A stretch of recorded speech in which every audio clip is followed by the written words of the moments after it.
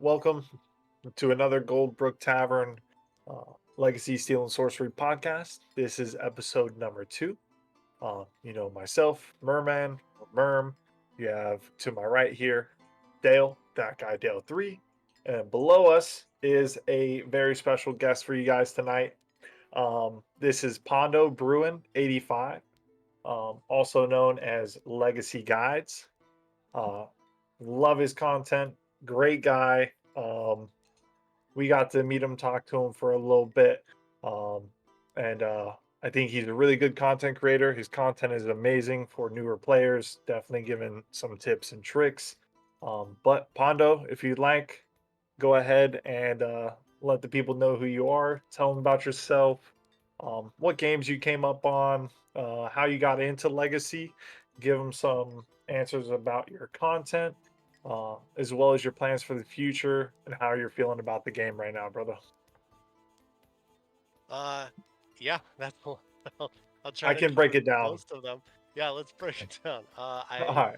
I cut my teeth on Counter Strike, and I had some buddies introduce me to uh, Silk Road was one of my first MMOs, and Ultima Online, and those, and then got into World of Warcraft, and uh, kind of never looked back after that.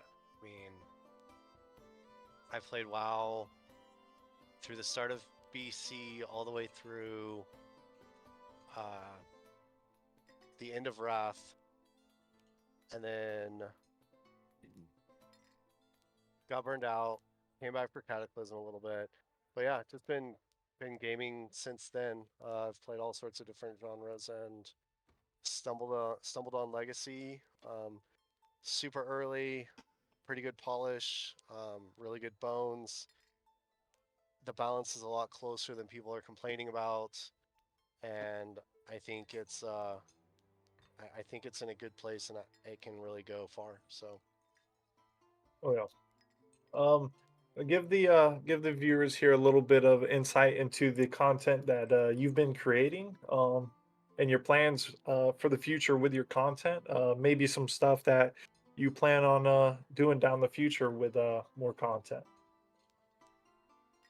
yeah, so I played the heck out of Legacy. I probably dropped 200 hours into it in 3 weeks, and really had a lot of fun with it, and started looking for content online, and nobody was making guides or videos or really anything. The wiki kind of seems like it's stalled out. Um, Felipe Valadares did the map, the interactive map on his GitHub page, so I knew that was covered. But I kind of wanted to try my hand at video editing and making content on YouTube and that kind of thing. So um, checked and saw if the Legacy Guides YouTube was taken, and the one without the underscore was, but it was like 3 videos from 20 years ago, and I don't think it's an account I'm concerned with at all. So I grabbed the at legacy underscore guides on YouTube and started working on an intro. And I mean, you can see it at the beginning of all the videos. It's the Welcome to Legacy Guides little clip, and it's actually the in-game sound when you first hit login, and it takes you to the character select screen. And the voiceover "Welcome to Legacy Guides" is my father-in-law's voice. He has a nice microphone. He was a DJ for years and years, and so my girlfriend Megan told told him to do some voiceovers, and he sent like 7 clips back, and with 7 clips with like 5 different filters. So grabbed one of those, and I started working on that little clip, which itself was poached off of the official trailer, and that stupid little intro blurb took like 2 days of editing, um, mostly because I didn't know what I was doing. I still barely do, but I'm getting a lot better and it's going a lot faster. And yeah, it's been a ton of fun. Um, I just today I made an animated background of Morthog chilling in his lair and found like an absolute perfect loop. If you play it in DaVinci or you play it in VLC, it loops just it's crisp. And I slowed down the water. Like I broke down the two different videos and slowed down the water so there's no transition of the water that looks bad. Got it loaded into Wallpaper Engine, and Wallpaper Engine has a hitch when it starts replaying the loop. Ugh. So it's completely outside my control. So I had to find a different spot to loop on Morthog, and luckily there's this spot. Like you want intimate knowledge of a boss animation, try doing video editing for him, because I stared at Morthog for like 5 hours today and could tell you frame by frame what he does. But only his idle animation, like Yeah, uh somebody just for Squeaky Frank, I think, just released a Morthog guide video, and it's really great. He breaks down all the attacks, he breaks down what to do when everything happens, and a fantastic video. And all I would be able to release right now is what he does in his idle animation, which is 12 seconds long. Oh man, yeah, I saw you posted it to the Steam page there, with the loop of him just scratching himself over and over. Uh, Well, if you want if you want to stare at Morthog scratching himself, you can now do it on your desktop background. that's if oh, that's what gets perfect. you off. You know what I I, mean? among other Hey. things. oh man. It You're it talking, doesn't necessarily do it for me, but it might do yeah. it for you, and Hey, now you're gonna have to yeah. download it. Hey, I've had a lot of intimate um moments with Morthog. So me and Yes, Dale both. So I've gotten my I cheeks mean, clapped plenty of times by that man, especially I might because need to go get that right now. yeah. It's funny you're talking about all this like really cool editing, and I just like superimposed a clip on top of my B-roll, and I was like, it looks good. Like, you know what I mean? Like, I was Yep, like, it doesn't look like total shit. Let's go. Like, yep. so like we're all in different My last, stages of the journey. yeah. Oh, and there's so many different pieces to learn. It's not Yeah. just editing and splicing and transposing. It's Right. also encoding and uploading. My last video, I used the DaVinci preset for YouTube, and when I Oh, encoded it, it had really bad artifacts in yeah. like 4 different Oh spots. no. I have not And gotten the upload to YouTube direct thing to work. It worked for shorts, for YouTube shorts, and for TikTok. But for full length mhm. videos, it was just corrupting over and over again. I couldn't get it to like upload correct. So I just said screw it. I'm just gonna go through the normal stuff like file convert the .mkv and stuff and upload it the all old traditional way because I was just getting fed up. I was like up on a work night until like 3 in the morning. Like, please, I just want to fucking download this video, bro. So I Yep, feel your pain. I feel your yep. pain big And it time. always takes longer than you think it will. Oh yeah, and it was like a 20-minute video. I can't even imagine like doing the podcast like that. Like, no, absolutely not. Right? It's like an hour and a Nah, half. it'll So take forever. literally, that's Yeah, like a it's like leave it overnight kind of deal. little micro edits. I oh my all my videos.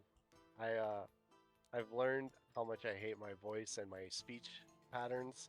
I have like little weird pauses that nobody would recognize unless you're like listening to a audio source frame by frame. Yeah. Or like I'll edit down the audio for like the tips video. I'm not going to do all my videos like this, but for my tips video, I did all of the like the soundboard and did all of the tips and edited them down so that I knew like the time frame it was going to be.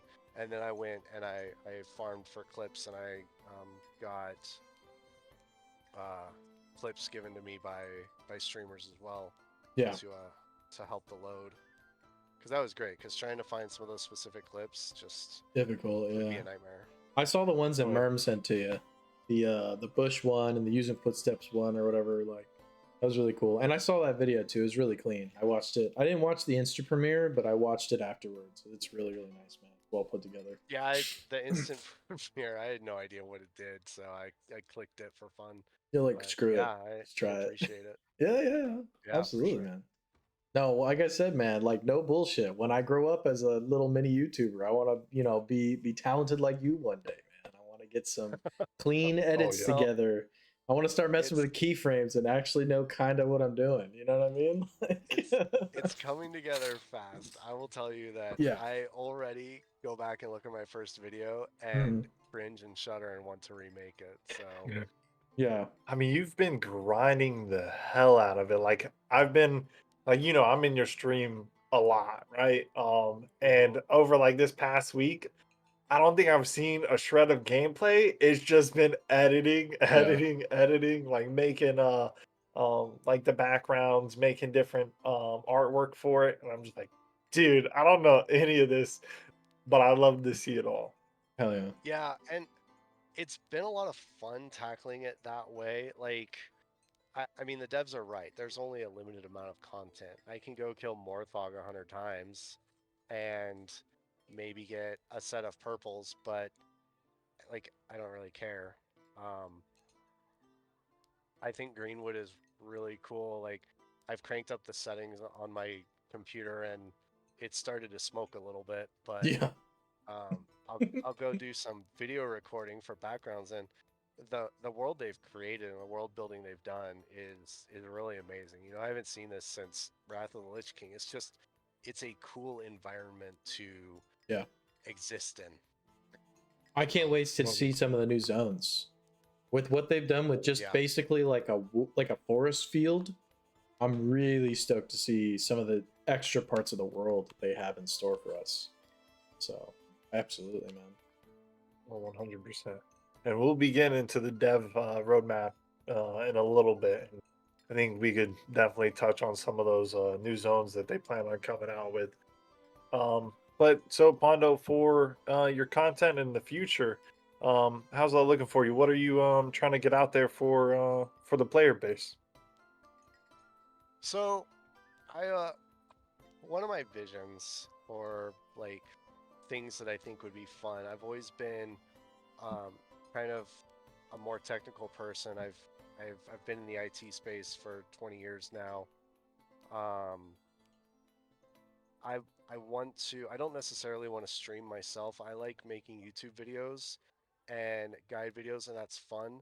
But part of it, as kind of like a community give back, I guess, would be to help other streamers and content creators with the information that I've learned and be able to kind of redistribute the knowledge and help other people kind of create and make what I've been making. All the information is out there if you know where to look and you know how to find it and you know how to process it, but it's scattered in random YouTubes and forums and Discord posts and like it's everywhere and it's scattered and it's difficult to find and compile.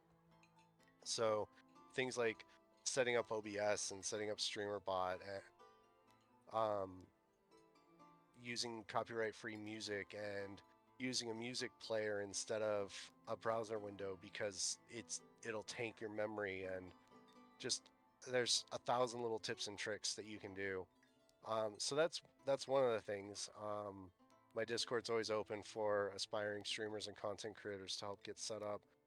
But as far as videos, I think now that I've kind of dabbled with the animated backgrounds and building emojis and the fun little stuff, I think the next serious video I want to do is a class breakdown guide. And Mm.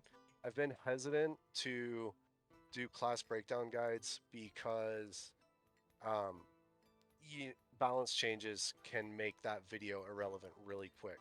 And so I might wait until a couple weeks out from the May patch to try to get a feel for what they're going to change and how radically they're going to do it. Or I might do like a first draft and then just update it when I need to.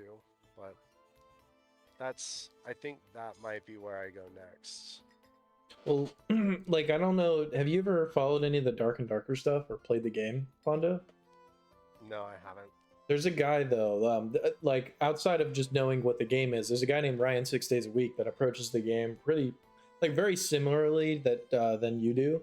He came in wanting to do a lot of like beginner guides, talk about like bosses and like how to get better at the game, places to loot, like tips and tricks for new players, and you want to just like bring the skill floor up for like the newer players that can't play a lot. And he runs into the same issue because Dark and Darker balance is volatile, right? They're constantly like literally flipping shit on its head.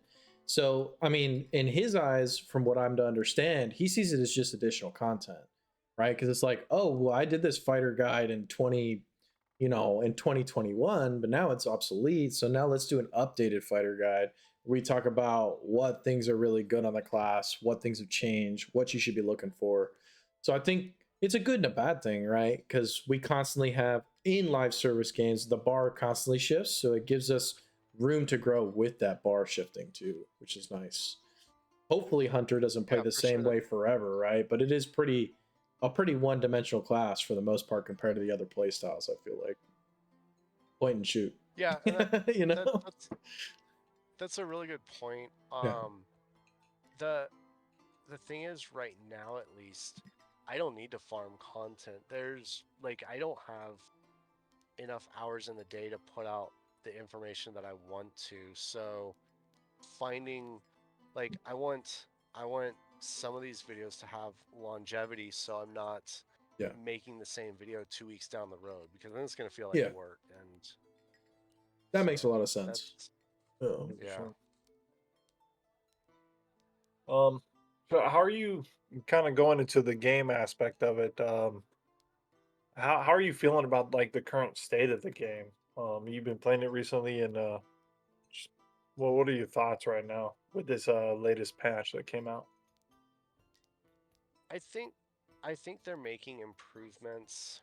Um I also feel like it feels like they're torn between making emergency band-aid fixes and long-term like they want to appease their player base, but it's not really. So if you go back and you watch playtest 6, they introduce the resource system and they move away from cooldowns, and Chris talks about how excited he is with using resource-based management for your abilities.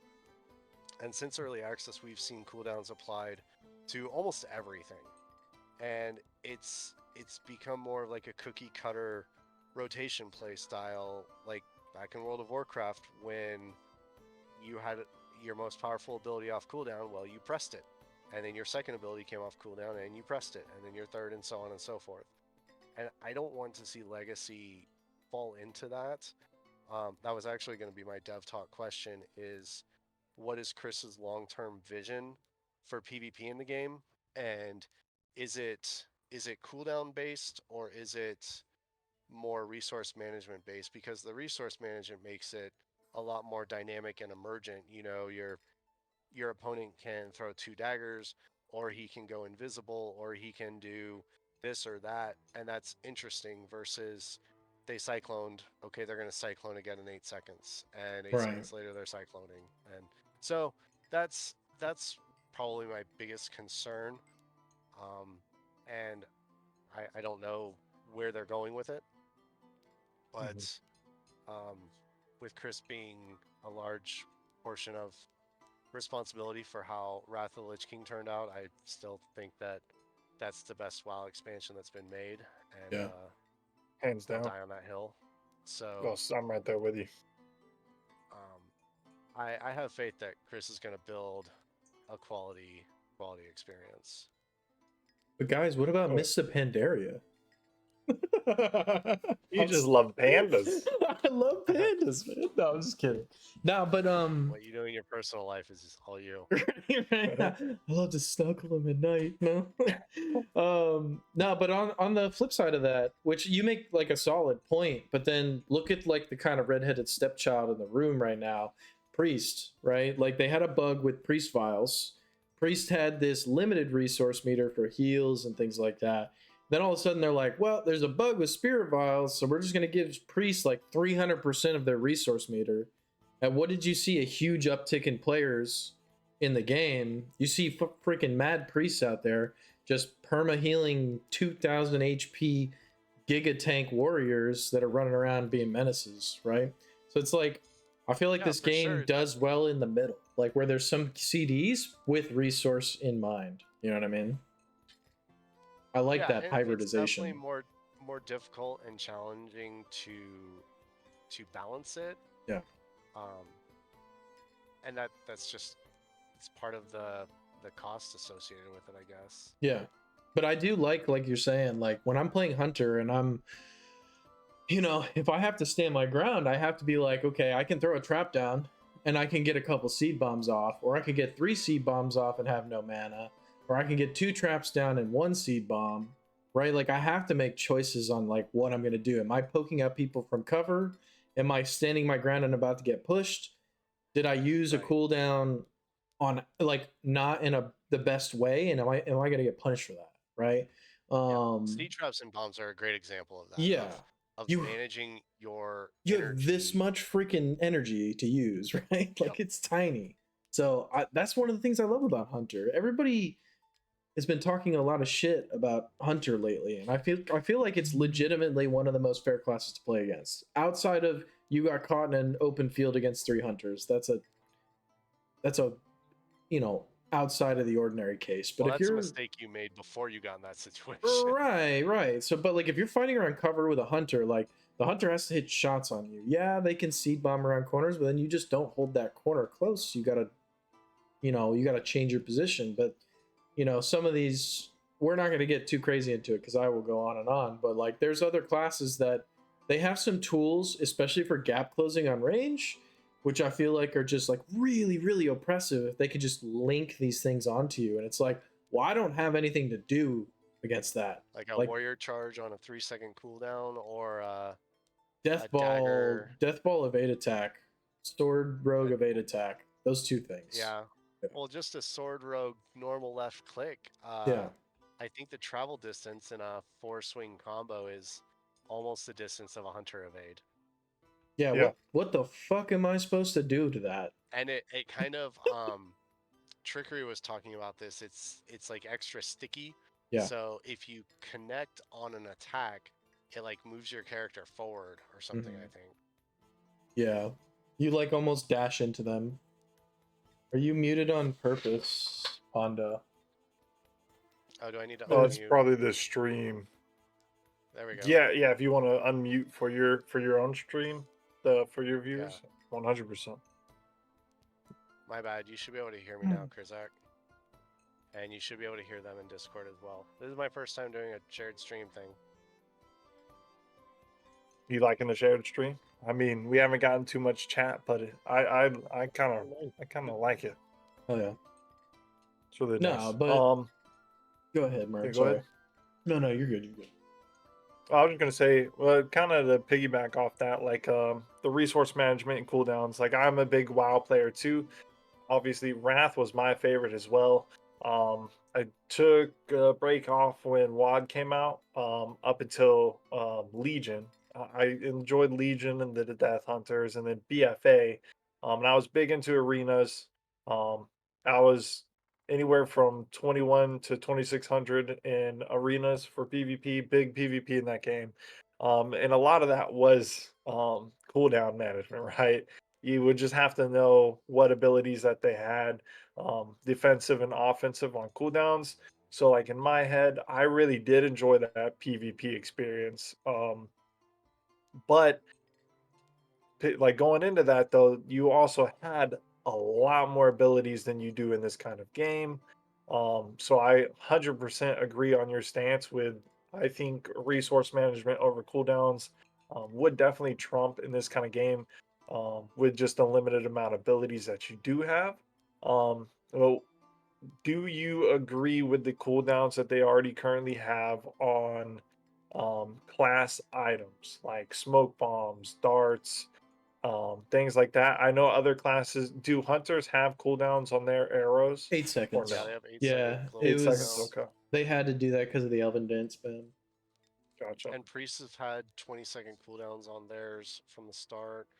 I I don't like it. I think the items need to be reworked.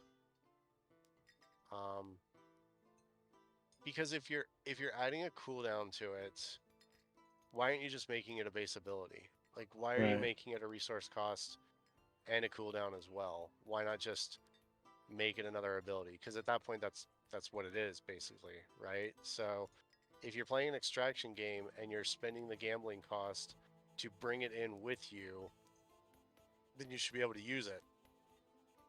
And if it's too powerful, find a more creative solution to balance it. And That's my personal take. I think like the big like ugly, you know, ugly remark in that case was the Elven Dance spam with explosive arrows. And I think the 8-second cooldown for arrows was literally just a band-aid fix like you were talking about. It's we have a bunch of really dope plans for the game. We're working on Wizard, we're doing all this stuff, but this is like something the community is outraged about and it is bullshit. So like we need to find a quick solution that will fix the problem for now, but I feel like with this dev team, they will revisit it in the future. They're just, but instead of it Yeah, just being and like, that we're gonna let it run rampant, like fuck you guys, like deal with it. Just get spinned on by hunters galore. They're like, we'll just fix it for now, and then we'll come back when we have time, yep, right? and that was exactly my question for Chris.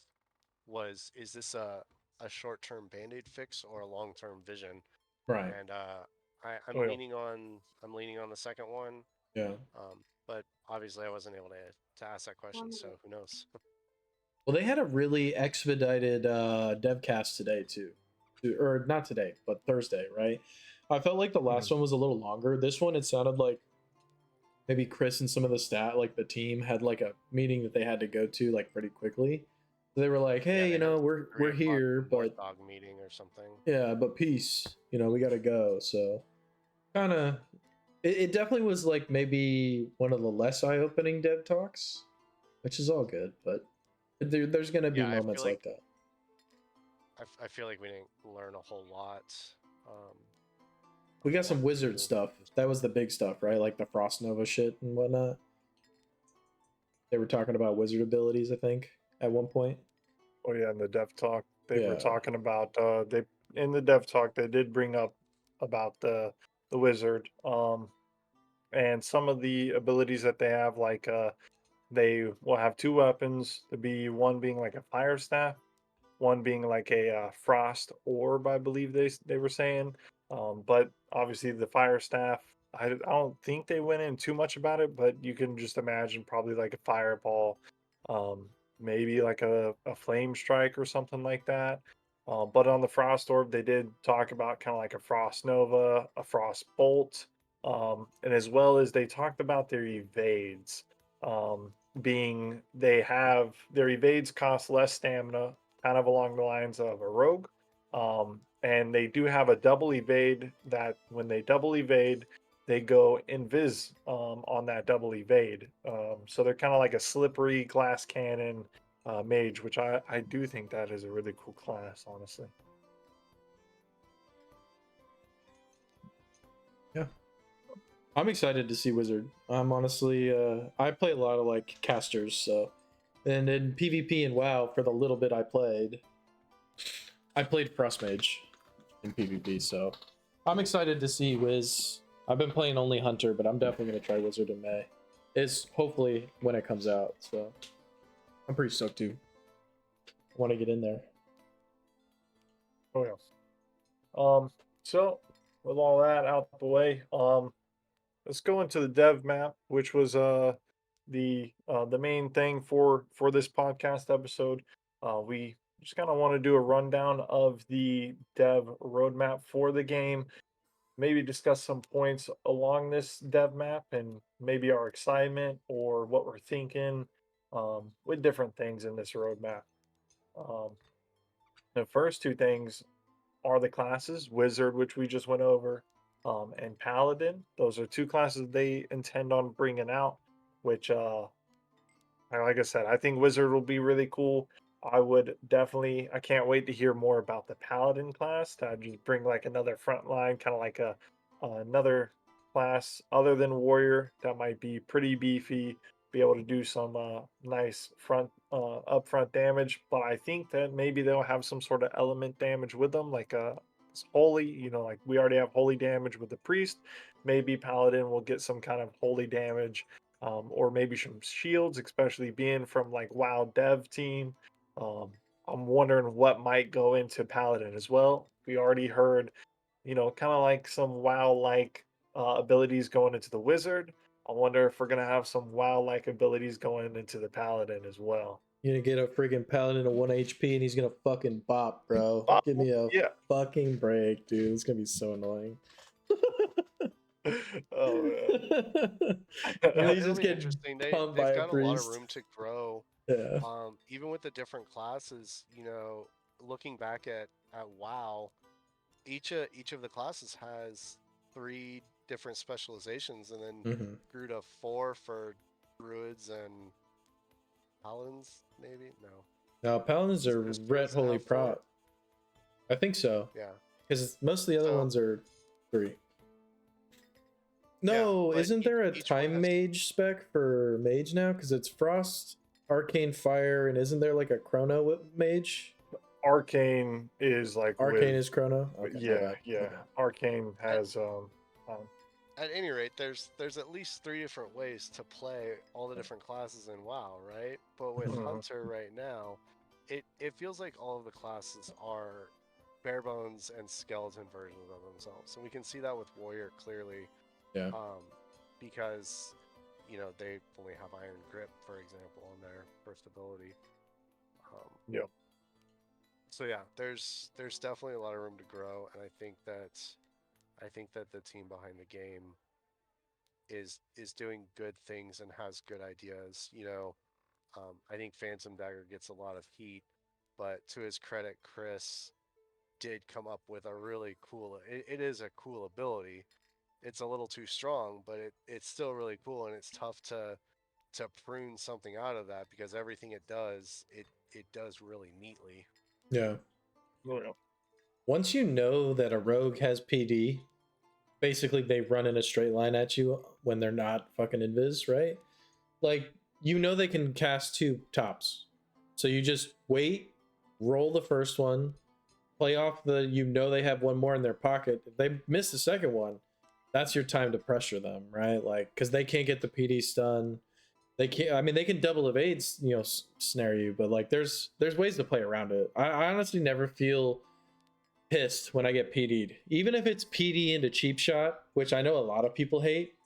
I was talking about this on stream yesterday. I actually would rather fight a dagger rogue than sword rogues right now. I feel like sword rogues get so much shit for free in their neutral game that isn't involved in their cooldowns. Like Blade Rush is not OP as fuck. It's just the swords, the stagger on swords, their ability to gap close.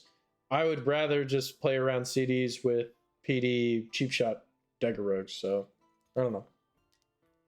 Just A an little example. tip for everyone on like the PD, coming from being a rogue myself. Um, Hunters do have it the worst in my opinion. I would just refer to what Dale just said, with kind of how to deal with the Phantom Daggers. For the other classes, I would definitely try to do it the same way that he's speaking of. But there are some things that you can do. Warriors, you have Mason Shield, pull out your Mason Shield, and once you see them teleporting in on you, hit Quake. If you hit Quake, yes, you're still going to be, rooted, but they can't follow up with like a cheap shot if they're on daggers. You get that CC on them with priest.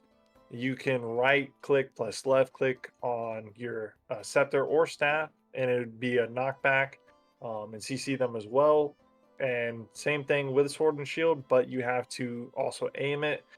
So whichever direction that they're coming in from, just face that direction, right click, left click, and you can knock them back. With rogues, if you stealth once they PD into you, you have to wait for that route to actually apply to you. But as soon as it does, if you stealth, you can get right out of it. It just null and voids it, so you can start running away before they cheap shot. Um, so you're clear as day there. But those are just some tips on Phantom Dagger. It is a really strong ability. I do agree, though. Can't you block Yeah, and PD? I think Yeah. sorry, what Well, was that? I don't know. I think If you you can can block block. Phantom Dagger, I think you just block PD. Well, Yes, except it for is oh Hunter. yeah, You can't like fucking pre block on shields. Hunter. I say this all the time, but only class in the fucking game that can block. Just saying. and I think that's great. Having ways to play around it, and there are ways to play around it, and it is adaptable. But at the same time, what percentage of rogues are going into Greenwood with Phantom Dagger versus Visage or Grapple? Like uh, Phantom Dagger just does yeah, everything. It teleports, it roots, yeah, it has a shadow damage dot, it gives you iframes where you can't be hit during your teleport. Like it just does too much. Cyclone is in the same boat. Cyclone, yeah. slows and deals nature damage and gives you a jump away, and it does too much. And pruning these abilities and then bringing the others up in line, like if you combined everything that grapple and visage and phantom dagger do, and then you made three separate columns and you put each different thing in each bucket, I feel like it would make a lot more diverse and interesting gameplay where, you're making interesting decisions based on your gameplay or your style of play versus, well, this is the best skill and it does everything, so I just take it. Right. When we talked about Yeah. that too, we talked about traits and like what we want to see traits go last podcast, or we're a big fan of like skill trees and educated decisions and cost versus reward, right? Like if I go into like a longbow long range damage, kind of spec on Hunter, I shouldn't have maybe as much CC, right? But if I have a bunch of CC on Hunter, maybe I can't be playing longbow or something. You know what I mean? Like that's a really bad example, but like you're explaining with PD versus No, Visage, I like having a sub spec. yeah, Yeah. I agree with that. Like a hunter, if you're gonna have more disengage tools, then you're not gonna be able to deal as much damage versus, Right. going full glass cannon, you shouldn't have as much peel, that kind of thing. Hmm. So I Yeah. agree with you, and I think that can be expressed in traits and in skills. Like to go back to Rogue, if grapple was the one that teleported you to the person, and then Phantom Dagger was the one that rooted, you would have a Hmm. dynamic gameplay choice True. between, do I want to run a skill that allows me to jump on them faster, or do I want a skill that allows me to root them? Visage already has its kind of own niche skill expression and outplay, right? You can visage through walls, and you can visage juke and that kind of thing. So that's kind of doing its own thing already. I think the Hmm. main crux is between grapple and phantom dagger, and I not to beat a dead horse. I think the devs are going to figure it out, and I Sure. think they're going to make a good decision. Wanna like we didn't cover it, but I run an eco server and it's heavily modified for long-term gameplay. And some of the choices I make for gameplay balancing there are very unpopular. Hmm. And the community, uh, uh, there have been a couple points where the community just goes bananas and threatens riots. And I tell them, no, this is for the best long term, Thanks for the follow, and goofball. it Appreciate it, man. it turns out GG's for the best, in the but arena today too, man. it's tough in the moment. And I think the devs need to not lose sight over their vision for the game and not worry about catering to the loud people in Discord so much. Sure. Yeah. The really vocal minority, right? Oh yeah. Hmm. Yeah. No, I Yeah, get that and for sure. those a lot of the vocal people have only played one class, and they've Mhm. played for less than 100 hours, Yeah. Yep. and they're getting stomped because they haven't learned to adapt to that play style. Like if I go in now and I try to play any class, I'm going to get stomped by most of the people in there because they have far more recent time played. I've been editing. I know that I'm going to get destroyed. So complaining about balance, when I'm not up to speed on playing well is not fair. Right. Oh, Like yeah. Goofball in chat said, and they're rogue mains. The ones that are talking shit, which is hilarious because it Look, is the truth, man. Goof Like is amazing. they If talk the anybody's most listening shit. right now, please go check out Goofy's channel. Follow him on Yeah. Twitch. Oh yeah. He 100%. he's a very awesome content creator. He's always super positive. He yeah, he's legit. Yeah. Fuck yeah. Big shout out to Goofball, a Goofball. Yes, Um, sir. and one of his takes is cheap shot is just boring gameplay. I I 100% agree. agree. Yeah. Me personally, how you were talking about Visage just a moment ago, that's me. I run Phantom Veil Visage. I like the outplay potential it has. I think it is slept on over Phantom Daggers, honestly, because a lot of times you can use Visage for both offensive or defensive play. If you're being chased, and you're running the opposite way, you hit a visage, they don't even know. Sometimes the better players will see it. And if they do, whenever you hit Phantom Veil, you go invis, your clone goes, run in the same direction you just were. If it looks like they're going to attack the visage, don't teleport to it. If they just completely ignore it, teleport to it. You're still invisible. You can throw a blade dash off, maybe a second blade dash, or just the first blade dash, get off a couple light attacks. And if everyone turns back on you, you can just teleport back to your Phantom Veil a million miles away with your hunter who's throwing back heavies. You know what I'm saying? So, Or And that's you. what makes dynamic gameplay, right? Yeah. oh, Listen yeah. to the amount of if statements you have Right. in that description, in that scenario 100. you just said. You had 20 different if statements. Now look at a Phantom Dagger cheap shot rogue. If I Yeah. hit Phantom Dagger, I I go teleport. in. If I Yeah. don't hit Phantom Dagger, I kite. Right. If I hit Phantom Dagger, I cheap shot and then I backstab and then I kite. It's a completely binary, simple, solved method of play. It's you're not making any on the fly decisions. You're not, and I don't want to bash Dagger Rogues. Trickery has already gone on record saying he doesn't like the playstyle. He wants to fix it. They need to work on it. So that's Yeah. just that's the easy target, right? Yeah. Oh, yeah. 100%. And I Well. think that for where the game is at, and having 4 different classes with 9 different weapon playstyles or 12 different weapon play 11 however many different weapon playstyles we have, Right. for there to be just one problem child right now is pretty good. Pretty The game's solid. been out Yeah. 6 weeks. You look at playtest footage from 3 months ago, and the world textures weren't even in there. So the Yeah. progress they're making is fantastic. Yeah. I saw some old clips of like Warrior v Rogue gameplay, and I'm like, holy shit, man.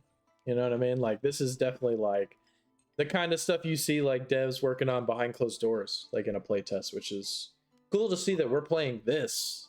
Because when I literally found this game because I was like just scrolling on Steam, saw the dev cast, looked at a little bit of gameplay, it was like $25. Like, fuck it, let me try it out. Maybe I'll play it Yeah, twice. I think I You I know? think I saw Asmon's stream and I Yeah. saw the little huts and it reminded me of Goldshire and Elwyn Forest Right. and I was like, for $25 I have to try it.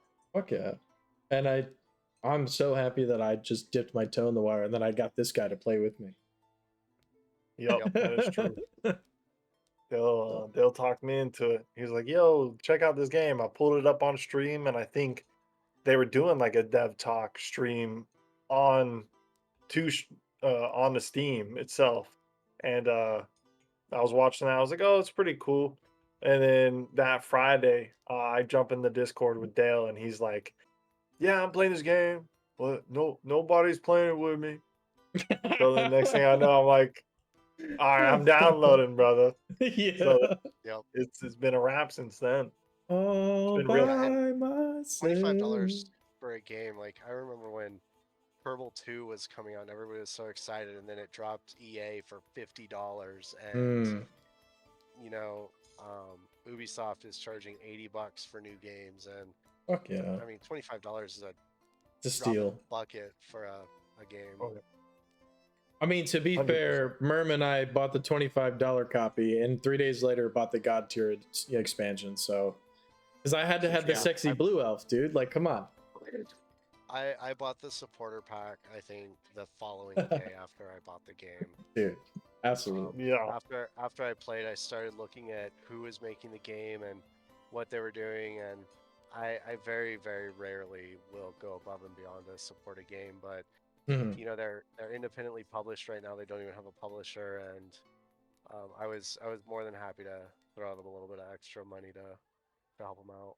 Well, it kind of reminds me of like GGG with Path of Exile, how they did their supporter Mhm. packs and stuff.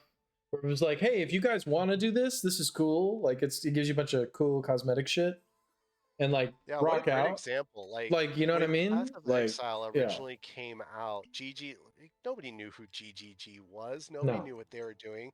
They had this crummy little game with this absurd skill tree that nobody could figure out. It was the so overly Atlas, complicated. Like everybody knew it was going to crash and burn because it was yeah, way too complex for its player base.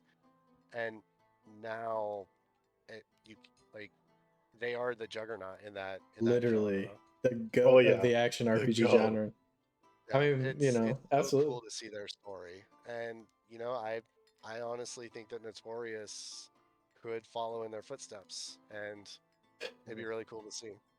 Yeah, I mean, like Path of Exile was like competing with things like Divinity 2 and stuff like that, right? Like, so they had like pretty stiff competition. Well, maybe it was the original Divinity Original Sin, or whatever, whichever one it Well, they're was, right? competing with Diablo. Diablo 2. Well, Yeah, I mean, Diablo. Blizzard is really good at taking a hot shit on everything they make. So, like Do y'all remember whenever they had the BlizzCon and they announced Diablo Diablo for Immortal. mobile?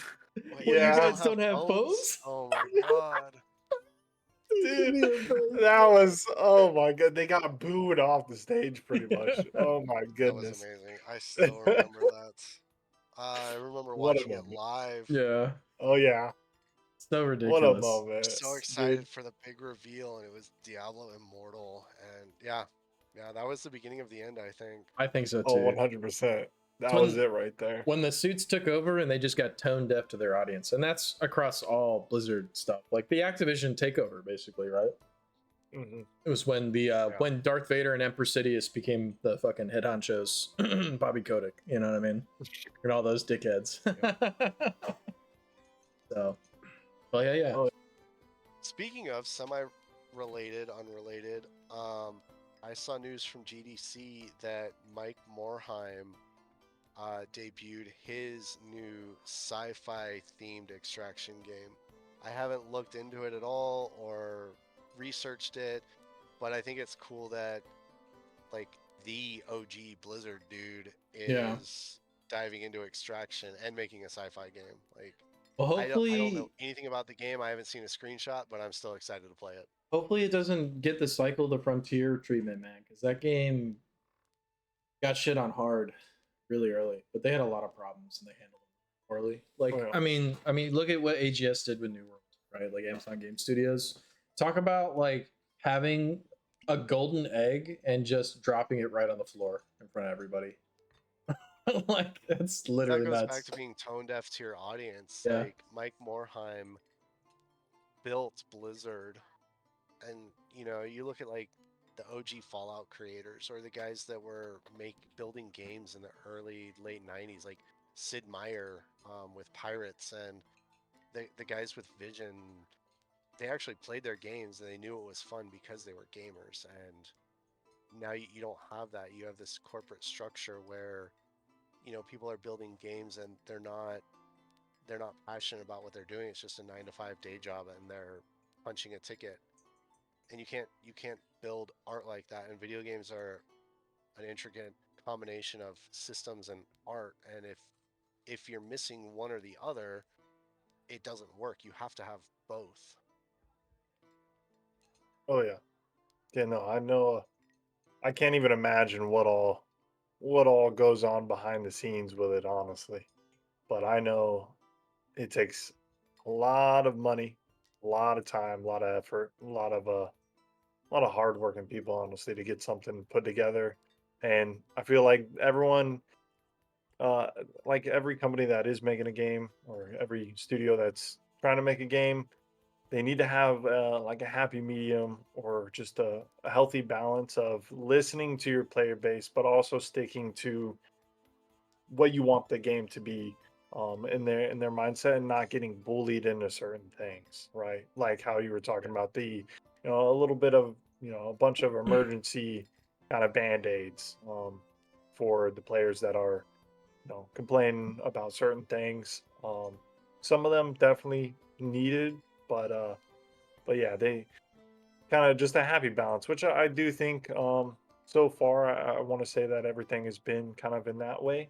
But like we all say, the game has a lot of good bones. I think this one will come through pretty well. Yeah.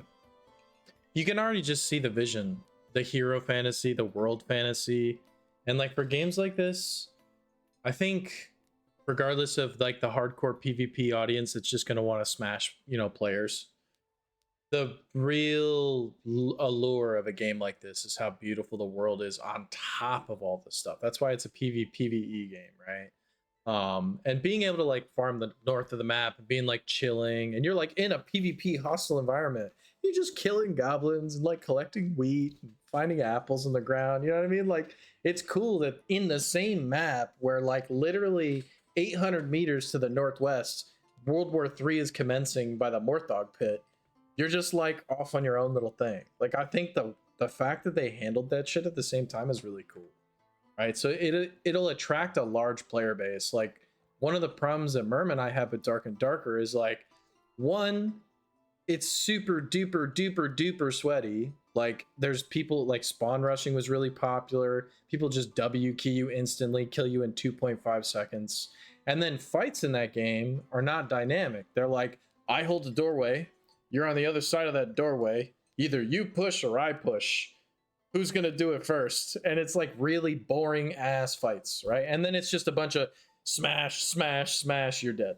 You know what I mean? This game, it's like you could reposition, you can, like cooldowns get it, get done. Resets happen in the middle of the fight, not just I have to sit at a campfire for 30 seconds to reset. It's like I can pop pots, I can hit bandages, I can pop, extra like resistance potions. Like they have so much utility to the game. The PvP is dynamic. Like there's so many good things to talk about with Legacy. So I think they're cooking for being like out early release, almost 2 months. I think they're doing a great job. I agree. I think Chris has built a really good culture at Notorious. You can tell that his team is very passionate about the game. I feel Yeah. like he's kept the studio intentionally small. Um, you look at these AA developers that are coming out and kind of going anti-corporate and making just amazing games that they're passionate about. You look at Swinvik, who was in charge of Larian, or is in charge of Larian, or you look at Helldivers 2 and Johan Pillestedt, and Mm-hmm. these guys are leading small to medium sized, what you would consider a AA studio into game of the decade games and amazing experiences, because it's not because they have the most resources or the most money or the most whatever. It's because they have creative talent and passion about what they're making. Yeah. Oh, yeah. 100%. So yeah, So yeah, no, I think that was a great discussion we just went into. Little side a uh, quest, little bit off little topic, but side like I quest. said, yeah. A little side quest. Whoops. Nah, I love it all. Love it all though. Right. So to get back a little bit into the dev map here, I do have it pulled up. And one thing in particular that they did actually talk in this recent dev talk that I did like was Goldbrook. Obviously, we're at Goldbrook Tavern. Goldbrook is the like tutorial zone. They did state in this dev talk that they're going to be letting like groups or like you could go in with your friends so you could have parties there. And as well, though, is they added or they're going to be adding a target dummy or target dummies within that tutorial zone Goldbrook to test out like certain things, which I think that is also a big plus for some content creators to get a little bit more data with attacks without actually um, getting that data in black and white over forms or data mining or anything like that. Um, and then I do know they're going to be bringing out new dungeons. A lot of the stuff we're about to talk about too. Um, we have a big patch coming in May. I'm pretty sure it's going to be a wipe. So they're going to reduce everyone's levels back to zero, the traders, everything like that. Your stash gets wiped. Um, then they're going to be adding wizard. They're going to be doing the Goldbrook rework. They're going to be into implementing the Greenwood Crypt, which is a new dungeon. Um, I believe, which gives maybe a little bit of insight of the paladin class, maybe giving like an opening to that. What are y'all's thoughts on the Goldbrook changes that they are going to be implementing, as well as the new dungeons that they're going to be trying to add within the Greenwood map? I have, like more content is good content. I think they need to, if they're gonna start advertising in May, and they're gonna do Twitch drops, and they're gonna try to expand. They need to improve the new player experience. They need to have a PVE only zone for new people that you can collect basic resources in, like copper and rough linen and rawhide leather, that kind of thing. Fight wolves, and they hopefully they can do like a 1v1 dual arena. Like my idea was you queue mixed with a set of friends, one or two friends, and then you get queued in the crypts, but it's a free for all battle, and you could time gate it. You could say you're in there for 10 minutes or whatever, or 5 kills, or however you want to manage it, so that they're not stuck in there forever. But make a way that people can learn the game at their own pace without feeling like they're dropped in facing Swan and Lich and Yeah. all those guys. Um, Oh, I yeah. I don't think I don't know if gear-based matchmaking is the answer. Maybe skill-based matchmaking, or like an MMR, but I don't know how you would apply that either. I think if they're going to try to segregate the player base with map difficulties, then they should stick to that and that vision Yeah. and iterate on that. The Yeah. sweaty players are going to want the best gear, and they're going to want to go to the beefed up zones, right? So they're not going to be chilling in Right. Greenwood smashing Timmys, right? Like, well, there's some will. Let's be real. Like, there's always going to be Timmy Yeah, they'll smashing in be games there. like that, right? Right. Like, it There's happens in Timmy Dark and smashing in Darker. Sea of Thieves. Yeah, I see Oh, yeah. thieves all the time. I see clips, dudes like 1v5, like they jump on someone's galleon and they're just like shitting on new players. You know what I mean? It's Right. like, And it's whatever. like 3 10-year-olds that just got Yeah. home from Right. 5th grade and excited to sail on a boat, and they get stomped by a sweaty college kid. Yeah. But I kind of agree, but at the same time, like with the Goldbrook stuff, I kind of like the idea, Pondo, like you were saying, basic resources, because I mean, even I sometimes, if I'm trying to like record some, like lately I've been trying to do a solo Morthdog take and get it on video, on Longbow Hunter. Just be like, you could do this. You have to sit in melee. It sucks. There's a lot of RNG to it a little bit, and you're gonna get clapped. But I like literally made myself poor, and like I play a lot, right? But you could easily burn through some white kits and all your resources if you're not stockpiling. Yep. But like as someone that's like brand new, like they're extra gonna get fucked because they're already having trouble just learning the base game. Let alone some dude comes by and is like, "Fuck you! I'm just gonna insta kill you in all purples because I'm just bored." Right? So, but Yep. the big problem is like people say, "Well, splitting the queues and player count," which has been a huge point of contention in Dark and Darker for a long time. Um, that the player count doesn't really have a healthy, balance. The players are going to be just that, right? They're going to be a very small few. They're going to be running into each other all the time, and then that's when the Timmy smashing happens because they're like, I don't want to freaking go up against Lich, Dave, and the fucking Satori for the 10,000th time. I'm just gonna go kill guy in, letter B in freaking Greenwood because it's way less involved, right? Um, but I think it is cool to give some, like, the tutorial as it stands right now. You can kill some mobs. You go from point A to point B. It's literally like railroad, right? It's got a little bit of fucking like fluff to it, but you don't keep any of the stuff. You kind of just like exist, and it's like, hey, push this button to do this thing, right? Like, it's cool that it exists, but it doesn't really do much to like really teach you how to play the game, right? Yeah. And there's no progression. It's not even your character that goes in there with you. Right, It's a default character. right. So Yeah, I yeah, I definitely feel like hope. Go ahead. I feel like they definitely need to work on the new player experience. Yeah. 100%. I definitely hope that they make more changes to it and kind of flush out that new player experience.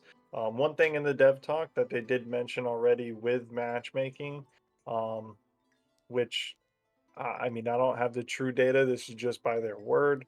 But they did say for players that just recently purchased the game for early access, they did make a queue for like players without too many hours on the game get queued together and not be getting queued into other people that have been playing the game already for 200, 300 hours. Which that's at least a step in the right direction for new players who are just now getting into the game, and I hope that is what the case is to be right now. Um, Even though with the kind of low player base that we have right now, it'd be splitting it even more. But I definitely think that new player experience is 100% needed.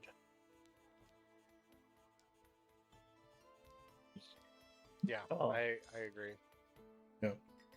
And hopefully we don't have any metrics on how the new player chat or the new player queue is going to assess players, but yeah, it'll be interesting to see if that helps alleviate it.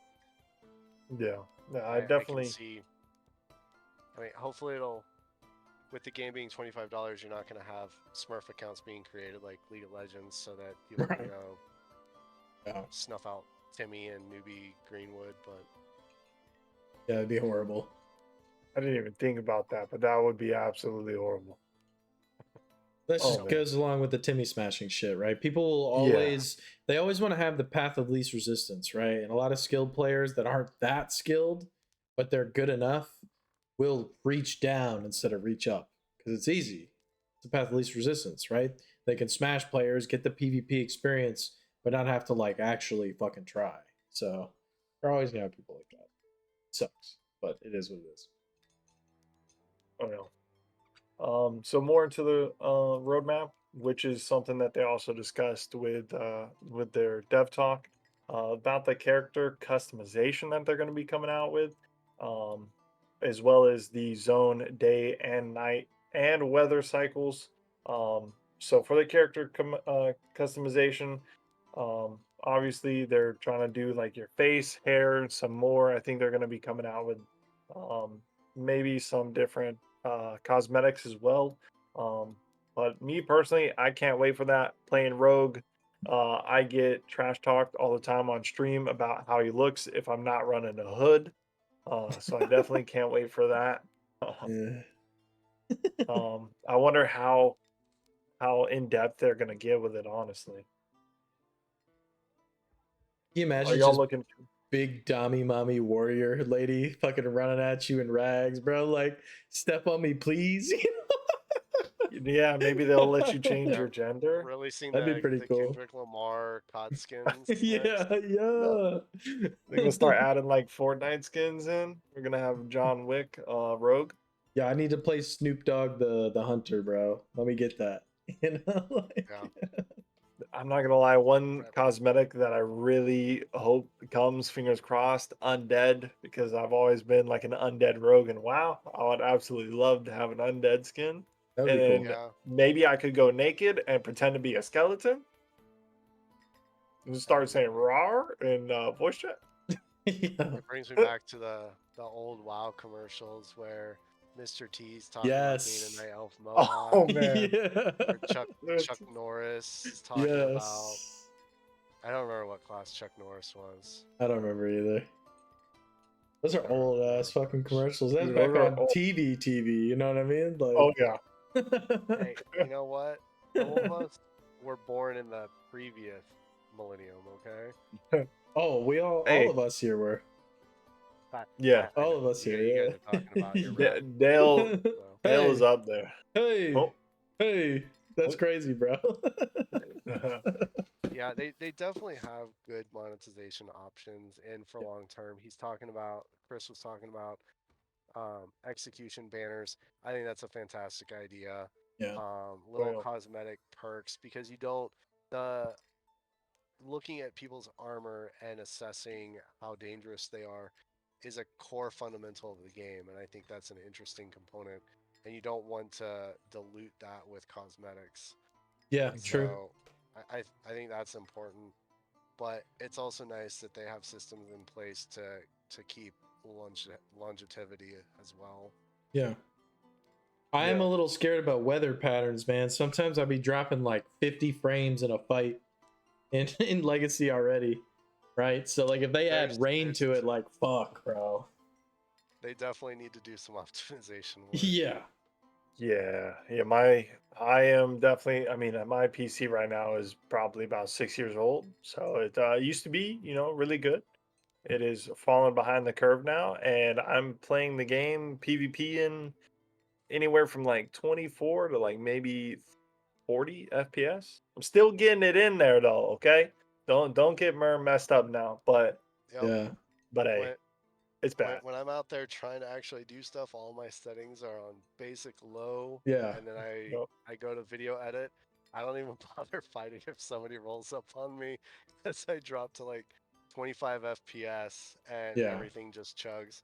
I'm on a 5700 XT, and because every year, so we typically, my girlfriend and I, will typically build a computer once a year on Black Friday, and 2 years ago it was the eco server, and last year it was her brother, and 3 years ago it was her gaming rig, and so I think this year Black Friday I'm in line, Let's and hopefully go. by then Let's graphics go. cards will be reasonable again, and I'll be able to get something. Dude, I have a 3070 and I struggle to maintain 100 FPS.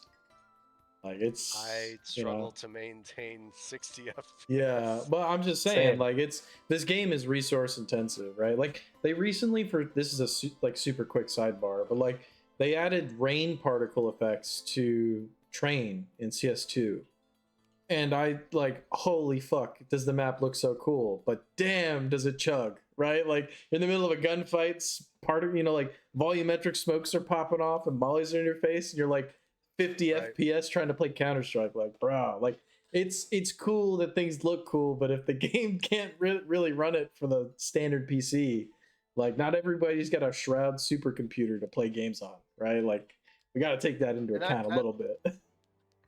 that circles back to the character customization Hmm. and all the new bells and whistles they're adding, right? Mm-hmm. Gameplay trumps all. True. Um, Gameplay will always be the number one most important thing. If your gameplay sucks, I think it then it does have doesn't matter Steam how Lock pretty it options. is. Yeah, that's true. Exactly. Um, so I think the notorious devs are aware of that and appreciate that fact. I mean, you look at games like Minecraft and Stardew Valley and Slay the Spire and all these very small or one-man studios that have created amazing games with lackluster graphics, and they Yeah, did it because the gameplay loop is incredible. They're just fun to play. It doesn't matter what they look like. true. Oh yeah. And then modders can go crazy in those games too. That's like, Oh yeah. you know, for a game like that, the modding community I think uplifts it crazy. In comparison, you're not gonna have modders on Legacy, right? Yeah. Yeah, well, you can't because it's a PvP based game, right? I Right, mean, and Yeah. and modding modding can't. It's tough because you have to get that modding community as well. I mean, look at how long it took for a good Skyrim combat mod to come out, Yeah, and for real. then the game was finally good. But it took forever, and Skyrim's combat, like it was propped up on its story and its world building, but nobody played it for the combat, and Yeah. the combat was just super lackluster and it was imbalanced and the skill progressions were boring. And if you weren't a hardcore RPG enthusiast, then you bounced off the game really hard because Yeah. it wasn't just fun to pick up and fight things with. Yeah. Oh, yeah. And with that, I mean, with the zone day and night and weather, going back to that, they do have a new map on the dev roadmap called Karth, um, which is a epic desert style zone, which is also the capital of the warrior class. And it looks like they're bringing in some new, um, like fauna or plant life within that map, which all looks pretty cool on there. Um, and with that, I'm wondering with the day, night, and the weather cycle. I know that the weather might be kind of randomized, but with the day and night, I'm thinking the only game that I kind of know like that within Looter Extraction is Tarkov, Yeah. and they have that, where you wait for it to choose, or they have the two options. You either just go in day or night, and they have different times that keep rotating. So you might get in a game where it's like night turning day, or it's day turning night. What do y'all think that they'll end up doing on that? With something like I, Tarkov, man, you can like augment the night cycle with tech, right? Like you can bring That in is true. NVGs, you can bring in thermals. Like there are ways to circumvent. You can bring in a flashlight. In a game like Legacy, I just don't see true night having a place in a looter extractor. Like unless it's lit enough for every class to be able to play. Because like think about this, man. Like I go in as fucking longbow hunter. What the fuck am I gonna do when the lights are off? I can't see shit. Nerf, Come on, bro. Like that's bad. That's balls. Like, and then all I it's just Rogue Central, right? Like, 100%. yeah.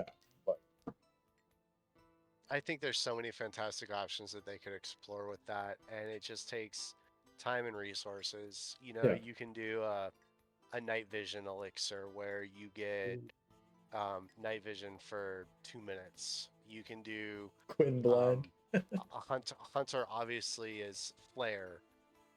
True. Okay. Yeah. A warrior could do like an enraging bloodlust shout where you see like a red outline of an enemy.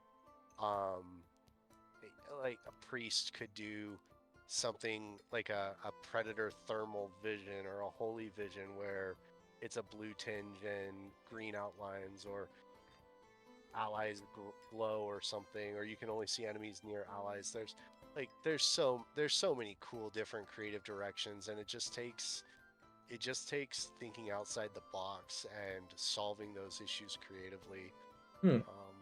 Oh yeah. But I'm super excited because the more I listen to Chris, the more he's a big idea person, Yeah. and it doesn't seem like he handles being told no very well.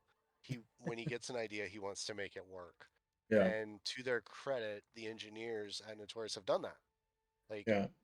we go back to Rogue again, and he wanted to do Visage and he wanted to do Phantom Dagger, and they're really cool, unique abilities. And I'm sure that when he told the engineers he wanted to do that, they were like, "No, we can't do that." And he said, "Well, do it," and then they did it. So um, I, I think there's definitely creative space. It just takes time and resources and commitment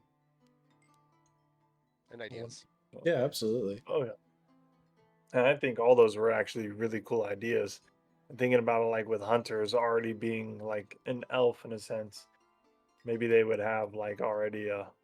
I mean, hunters you could go any kind of way, right? Maybe like footprints, or maybe you could see like beating hearts or something, Yeah, or with a like some skill. sort of tracking consumable. All we have right now Yeah. are arrows. Yep. But if you could use something that like shows a track history of players that have ran by for the last 30 seconds. I think that could be really cool. Or Do you remember they had like an emote thing in backpacks? Anything green or above? It was like for a brief moment they hot fixed it out really fast. But it would be like a paw in the hunter's backpack and you clicked on it and it would like show a direction. Like the hunter would be like, oh, it's like an emo where it's like tracking. That was something weird that they just kind of had in the game and they're like, oops, my bad. Like we didn't mean to have that in there. We're taking it out. You know what I interesting. mean? It Yeah. was like, So I'm sure they're cooking with all sorts of ideas like yeah, this. Like yeah. it's a very talented dev team. Hmm. Oh yeah. Um, I don't know if you guys have played Icarus, but my girlfriend Haven't, and I no. played Icarus a lot when it was still in beta, and they have a weapon in there. It's a flare arrow, and it shoots this green like shiny arrow in the sky, and it hangs there for like 30 seconds. It's the coolest effect ever. It looks really neat, and it tinges the entire landscape in green, and something like that in Legacy would be super amazing. Yeah, I'd be down for extra utility arrows because some of the utility arrows on Hunter already are pretty balls. Not gonna lie. Mhm. Freaking Lotus arrow, man, give me a break. Sucks.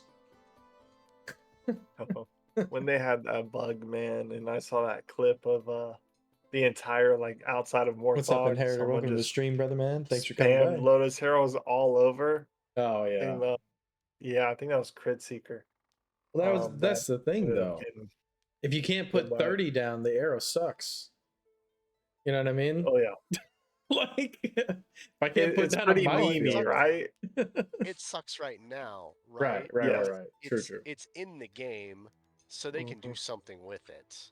100%. And I think that's what people need to keep sight of is that these are systems in place that might not be functioning the way they want or as good as they can be, but the systems are built in there, and it just takes, you know, people. I see all the time people say, well, I wish they would do this instead of that. I wish they would focus just on polish and balancing and forget about new classes until everything is fixed and just right. And it doesn't work like that. Like, no natural workflow works that way. You work on a little bit of one thing, then you work on a little bit of another thing, and you iterate on the different things, and you bring them all together eventually. And Yeah, so it's tough to just say that they should be doing only one thing or only the other thing. true. Oh yeah. They definitely got a lot going on. I mean, it's early access, so I mean, there's feel like I think we all agree the game has really good bones right now, Hmm. and they're still thinking of things, trying to implement it, and feel how the players are feeling on those changes. Um, and I think good things are to come. They the past two patches that they've implemented already, I think have been good changes. Uh, Definitely took a lot of feedback from the first one, and I think the second one was leaps and bounds and in a decent direction as well. And I just like to see that forward momentum going in on all these patches, honestly. Um, so to get back on the dev map here, they haven't said too much, I believe, on the transmutation device, but it does look like it's a transmutation device that refines raw materials into rare, more powerful resources. I don't believe anything was said on that. Have y'all heard anything at all on the transmutation device? Yeah. Mm-mm. No. Okay. I'm sure a Um. lot of this stuff is just like a jot on a freaking whiteboard somewhere, you know what I mean? With maybe a Oh little yeah. bit of fleshing out, but Yeah. I Well, it's think that literally on a virtual whiteboard right now. yeah, literally that exactly. is exactly what the dev roadmap is. I think it's a cool idea though. At least from what they're saying here, with the refining raw materials, probably for like maybe it's into. I don't think it's a chance. I think it's just literally refining raw materials into rare, more powerful resources. Um, I'm not exactly sure how that's going to entail because you kind of have that right now with just crafting upwards. So I can't wait to hear more about that. The next I thing can on tell you, here, yeah, go if ahead. if it turns Bloodsteel into Mithril and they released it tomorrow, everybody would enjoy playing Warriors again. Oh, Yeah, 100%. yeah. Well, and How like, much mithril does it take for them to upgrade their gear? Is 4 it per armor piece. So oh dude, warriors take 16 to craft a purple set. Every other class, it's 4. yeah, yeah, that's actually insane. Um And the problem isn't necessarily the amount, it's the level of difficulty in getting mithril compared to every other epic resource in Greenwood right now. yeah, exactly. Because what there's only a very, very small percent chance that you get mithril from mining bloodsteel, and that's a very small chance. And then the only other way is Morthok, which a lot of people towards the end game right now that have had 300 hours in the game is going to Morthog or PvPing right now. And it's yeah, really RNG for one, if Mithril drops, and two, if it does drop, how much you're getting. Because I've seen a lot of one ore drops or up to maybe four. yeah, Um, Well, and and 3, getting out of there alive or being able to loot it or get it in your soul pouch at the very least. yeah, oh yeah, yeah, which I mean, I get people that come to stream like Gilchrist, another content creator, streamer for this game. Really cool dude, really nice. Um, he came in or last night, or I guess early this morning, and was telling me he ran it about 8 times and only had or drop maybe twice, and it was one both times. And yeah. so yeah, that's definitely rough. I did not know A fourth of warriors an needed upgrade that for a much. warrior. Yeah, that's crazy. Well, and like, Whoa. speaking on like mithril and like the rarity of that loot, I think it's not only that that loot spawn is so rare, it's that it's the only location to get it, right? Like, realistically, it's the only location, and like the rest of the map is so low tier in terms of like loot. There's two ogres, one next to the Mortdog pit, right? There's a couple animated armors and some race. There's three race, right? One in keep, one in chapel, and one on the hill above keep, right? Yep. Like, but they have Oh, kind of. Is there a one in fourth? cemetery. One in cemetery too, so four. Yeah. Yeah. Right. So I like, know. but they have like shit loot tables in compared to Mortdog. So the rest of the map, if it's just the high tier players playing, is a fucking ghost town. And I was talking on stream today. I was like, dude, I would love for them to just put like loot elsewhere because there's so many fun ass areas in the map to fight in that never Mhm. get fought in because it's always the Morthog Hill. And I'm sorry, but for the 30th time, I don't want to PvP on the Morthog Hill. It's the same shit over and over again, right? Like, so that would be just something that they could tweak, like loot tables for. And I think it would just be healthy for the game because people would be like, yo, I'm fighting at freaking the chapel right now. And there's like three teams over there. I've never seen a fight like that, right? Usually it's like one or two teams tops, right? So, like, I don't know. That would be cool. Yeah. Just a small, like, turn the knobs for a little bit and just spice the game up while it isn't really that important, just to see how it goes. Oh yeah. A lot of this is like trial run. Get some feedback on it. So nah, Yep. And any changes. it's tough to know behind the scenes how their engine and their setup works. Something that seems very simple to us True. to fix and change could be extremely difficult on the back end, and it's just not something that we're going to know. Yeah, of course, of course. Mhm. Um, Next thing on the roadmap is a critter habitat, which if you already have the game, if you go into your lodge, it is there. It's grayed out right now. On the dev roadmap, it does state collect and care for a rare species of grubs that can produce valuable silken threads that can be sold for gold. I think that's kind of cool. I don't know about you guys, but I always love like the little extra things about games that might not be completely tied into the gameplay itself, even though it is an aspect of the gameplay. Like it seems like you need to collect some rare like glow grub, and then you can put it in your critter habitat, and maybe you need to feed it other certain grubs or insects or something, and like maybe he has like an XP level and you level him up, and then he can start producing out, these silken threads that you can sell for gold. which in Tarkov it was kind of like, you would Bitcoin farm, farm. baby. Yeah, you'd farm up the graphics cards, and you have your own little graphics card farm, and you'd just be farming bitcoins, It's and literally boom, you're it, rich, baby. it's fantasy Tarkov Bitcoin farm. That's what that shit Yeah. is, which is funny. But like Oh yeah. I think those things are cool. Like one thing that gets me into games is fishing. Yeah, I love fishing in games. The fishing meme. yeah. I The love fishing, first man. fantasy extraction PvP fishing simulator. Dude, No, they they're put adding fishing in the fishing. game. They're adding fishing to Dark and Darker. Wait, what? It's legitimately a thing that's going to be on the roadmap. They have a I whole might water be level. making a return. Bro, get out of here! You're playing Legacy right now, bro. You're not leaving right now. I know, but I gotta try the fishing, okay? Yeah, Like, if they put fishing into this game, you won't see me at Morthog PvPing. But if you come to my honey hole that I have over here, all right, we gonna duke it out. This is my honey hole. You can go somewhere else. All right. That's how I feel about it. I love fishing. I try to pop that into the dev talk chat a couple times. I did see like one of the emotes with like the chart going up. Uh, People like spam that on the first time I put it out there. I don't it's think they dumb, ever saw it bro. though. You know. I was saying number one priority fishing. It was a joke, obviously, but man, I would love it.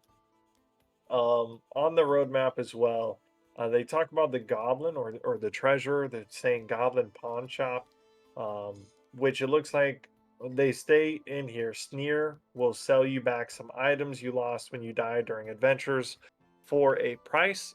This seems like kind of like a piggyback off like Talk, Tarkov. um with their what did they call it? Like their They have insurance, insurance, yeah. insurance, yeah.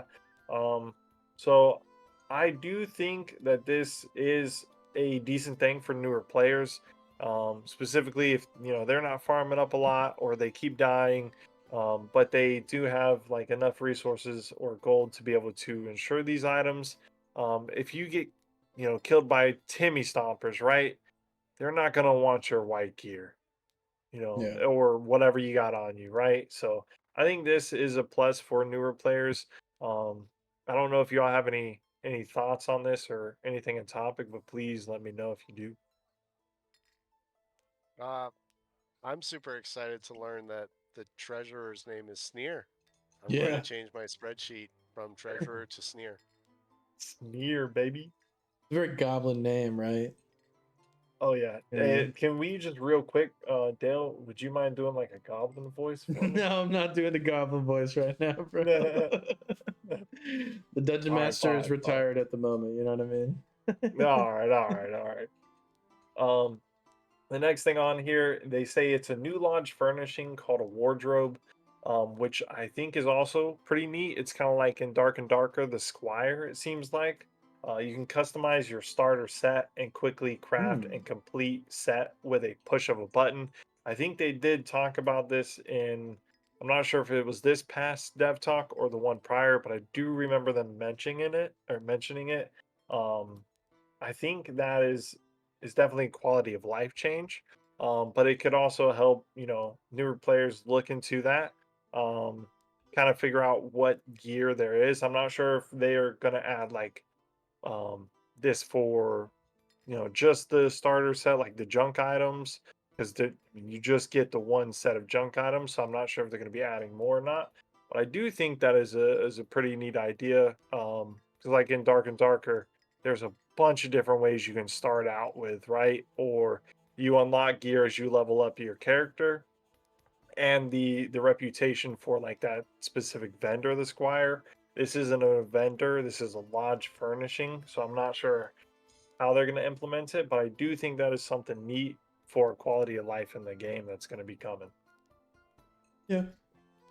I can see that. Like being able to give like all the worn like weapons like an option for each. You get a worn mason shield or a worn great axe or battle axe, whatever.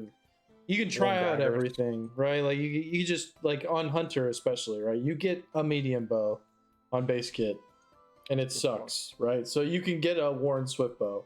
or a worn longbow, which they're all kind of shit, right? White gear is where you start getting the actual like the unique stats, right? And that's what makes the gear, which I love that part of the game, man, that the gear is part of the build. I think they really cooked with that. Like it's not just substat and like random stat rolls. It's like no, this gear is like part of your class's identity, right? Like wearing do-rag on rogue gives you the dash after image or whatever, the blade dash after image, right? Like that Mhm. shit is so cool, right? That's part of the gear. So it Yep. incentivizes you to like put together sets that are specific and work together with your kit. You know, I love that part. So, 100%. Like with the do rag doing the after image on your blade rush, and if you pair that with say the night stinger swords, which allow you with that, if you're in stealth and use your blade rush, it doesn't use the charge. So if you're in a smoke bomb, you can blade rush out while you're invis. It doesn't take that cooldown. You can hit your invis ability, blade rush back through and go back into the smoke bomb. And then once you're in there, you're invis again, so you can blade dash right back out. And then that combo is actually really ridiculous. Not gonna lie, but I know Hunter has every class has a lot of things going for it. Priest as well.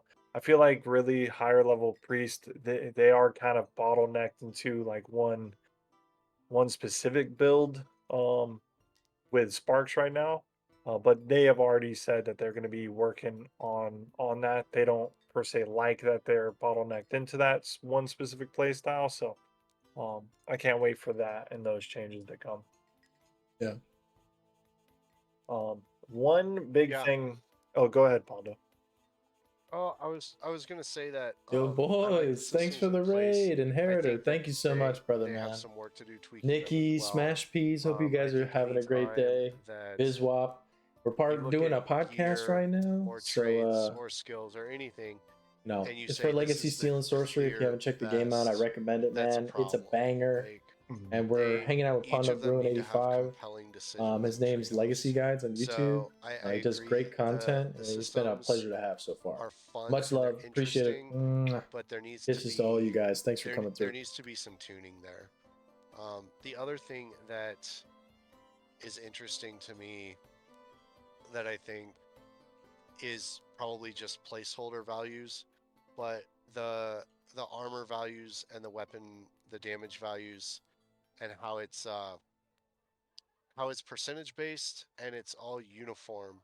So Hmm. every white piece of gear, every blue piece of gear, they all have the same percentages and it's class based.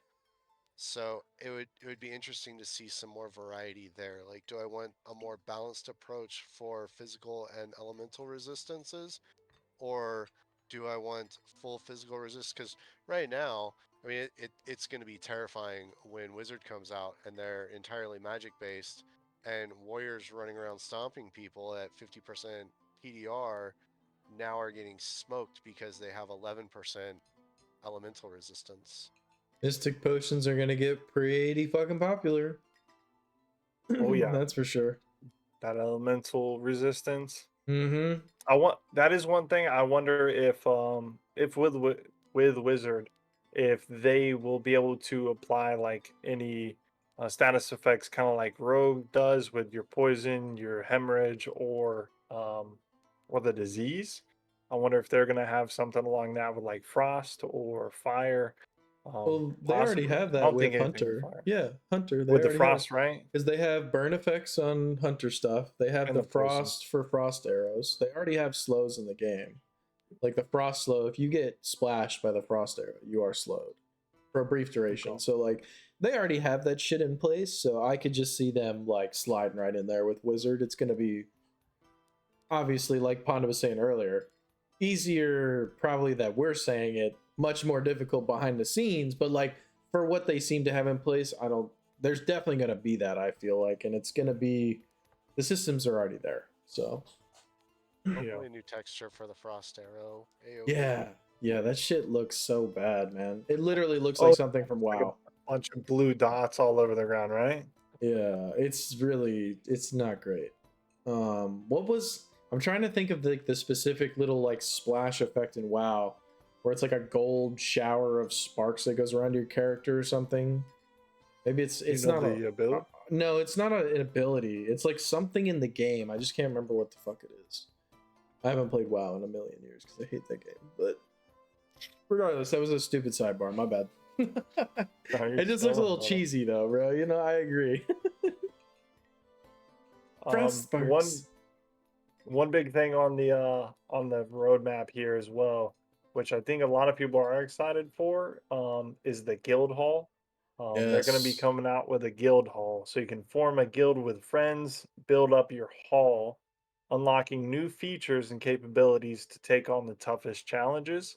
And with that, it sounds like they're gonna have a system where like you have your lodge, you also will have a guild hall, and there's gonna be things possibly in there just like your lodge that you can build up with your friends and your Raids. guildmates. Raids. Guild v guild Raids, raids where you guild v literally guild. you smash into another guild and the victor gets to take on a badass dragon boss, bro. And then you guys take all the spoils and it goes to your guild fucking rep or standing on a leaderboard. How badass would that be? You know what I mean? Like some crazy shit like that. Like there's PvP in it, there's PvE in it, it's lit. You know what I mean? Like weekend only event. I'm super down, bro. Give it to me, dude. Holy That'd crap. be insane, brother. And I think they'll probably implement not 100% sure, but I would think that they may implement like some guild quests too, maybe to Mm. help build up that like the guild hall. Maybe you will need a certain amount of quests to be done, like guild quests specifically to be done to be able to move forward with the progression with the guild hall or something like that. Um, but I'm excited for it. Not exactly sure when it's going to be coming out, but just to be able to do that in a looter extraction game and to have a guild like that sounds amazing. Hell yeah. Yeah, I think it'd be really fun if they integrated the vendor shops with the guilds and vendors became a guild progression function. So you are working together cooperatively to level up vendors, Yes, and please. We need help. they could combine that. You could combine that with an actual play space so that you can go and walk around your guild hall area and interact with your vendors in game engine and see your guild mates also in that game space, and then walk to a Greenwood entrance or walk to a Karth entrance teleporter or whatever. Yeah. And so you're spending less time in menus and more time in the world. Um, I yeah I they definitely have a lot of space to create fun and interesting things. Guild Guild tabbies. banners. Guild tabbies Yeah, when? Yeah, guild tabbies when, bro? That'd dude. be Bro, pretty I sick. can't wait. I can't wait, man. I love just like the social interaction Yeah. in games like this. So, I mean, I love honestly from the very first patch when they upgraded VoIP. Huge, Oh, huge in my huge. opinion. The book used I to be love so chatting with people. terrible. Oh my god. It was But like boofing, bro.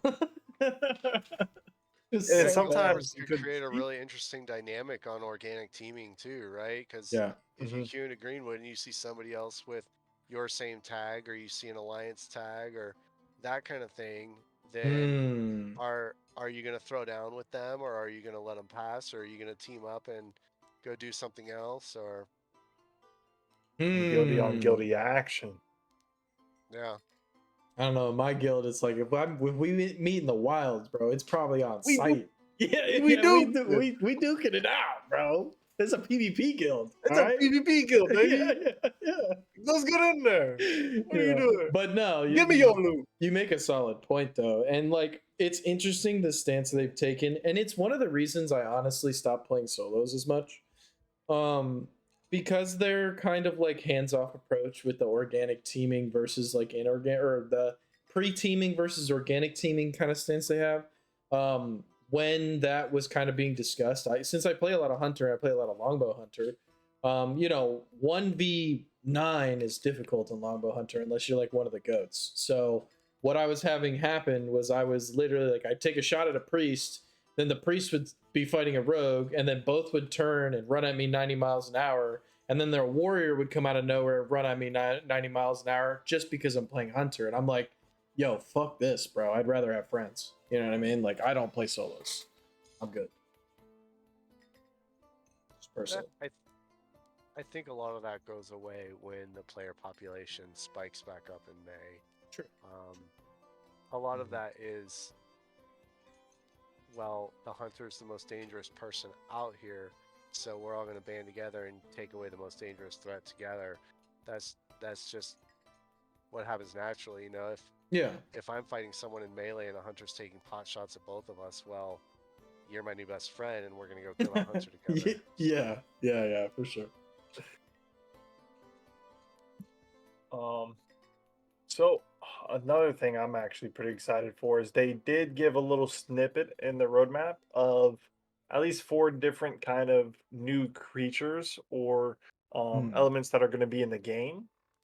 And with those being the first one to me just looks like some demon-esque like flying eyeballs, right? They almost all have like wings or horns or spikes coming out of them, and they're clearly eyeballs. And to me, it just screams like demons or demonic creatures. Hmm. Um, which I These think are that would be really these are cool. warlock familiars for the unannounced class. Mm-hmm. Oh, is that confirmed? Don't at me. Don't at you. Okay. Yo, that would actually just let's get Warlock in here.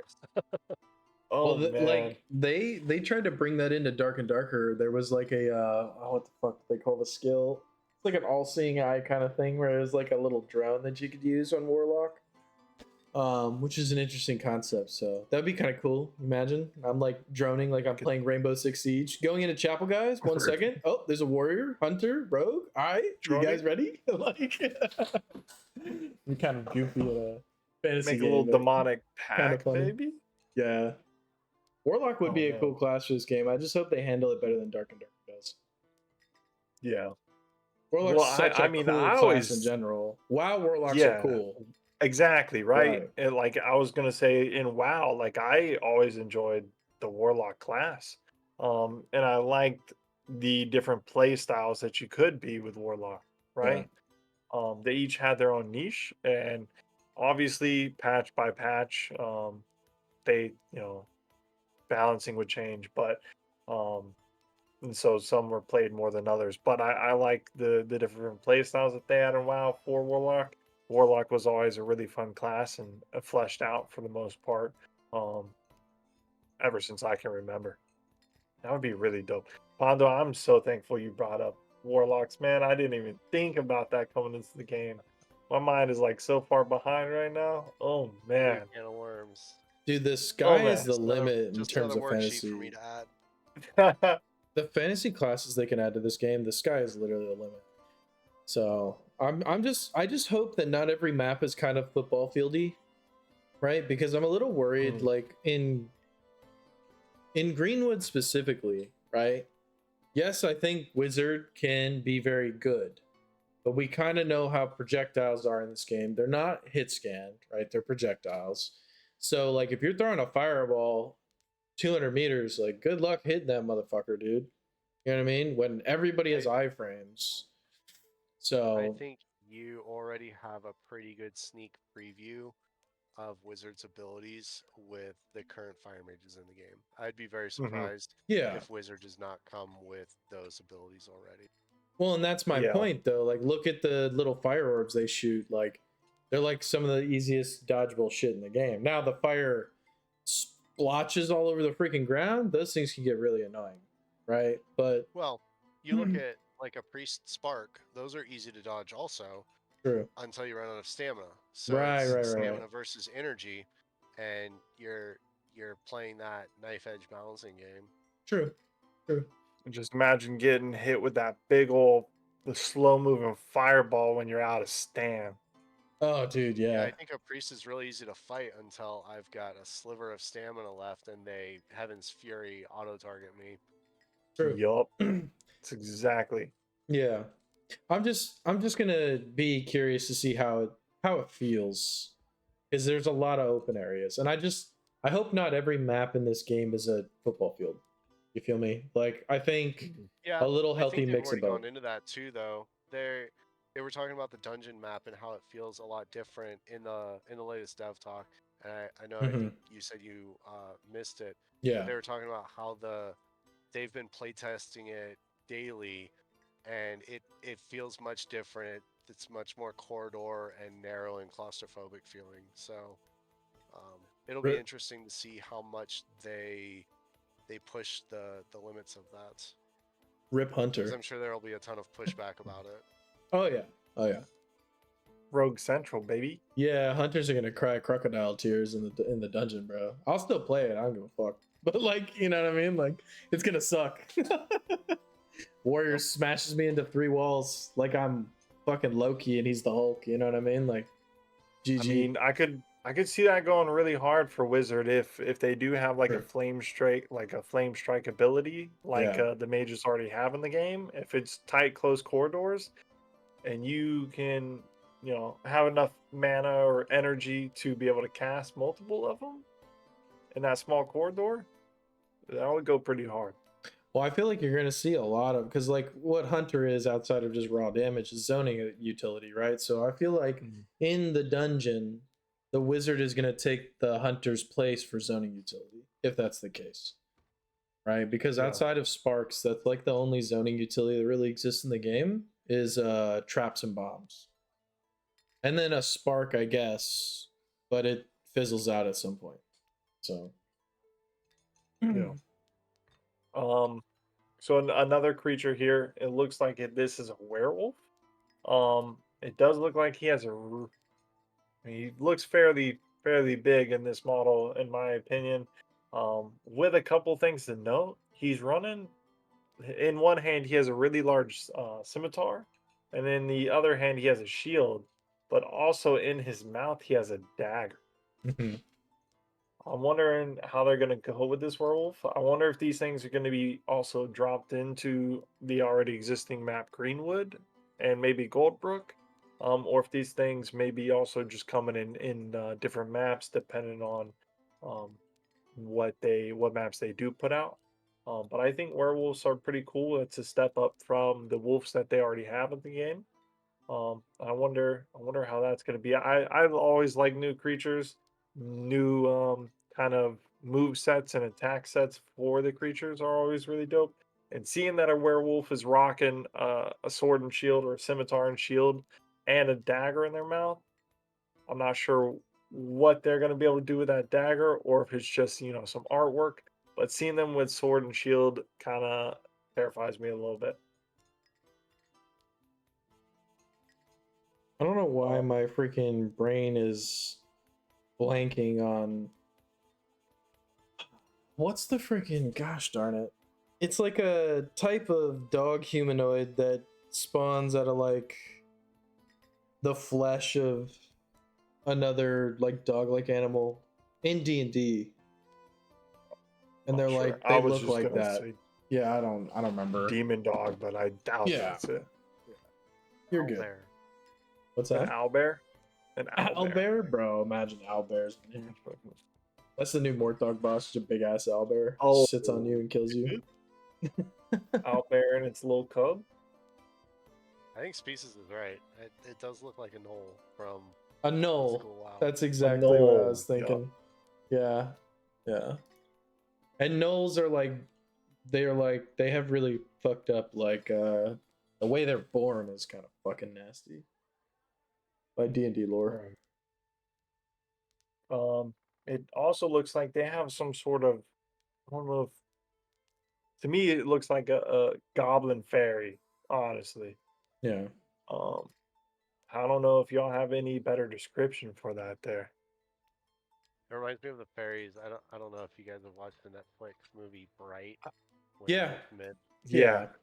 kills Yeah, the fairy at the very beginning. This is what I imagine he's yeah, that it looks portraying. like. Yeah, exactly. Yeah. The girlfriend and I just watched Bright, or like I showed her Bright. She had never seen it the other day. It's a decent little Nice. show. I do like the artwork for all of these too, by the way. These look really insane. I'm Yeah, I telling A lot think of I'm you, gonna make detail. an emoji out of the knoll. the freaking the world fantasy for this game is sick. You One know what I hundred mean? percent. And then Like, yeah. lastly in here, it looks like they're also gonna be adding like humans. At least that's what I see here.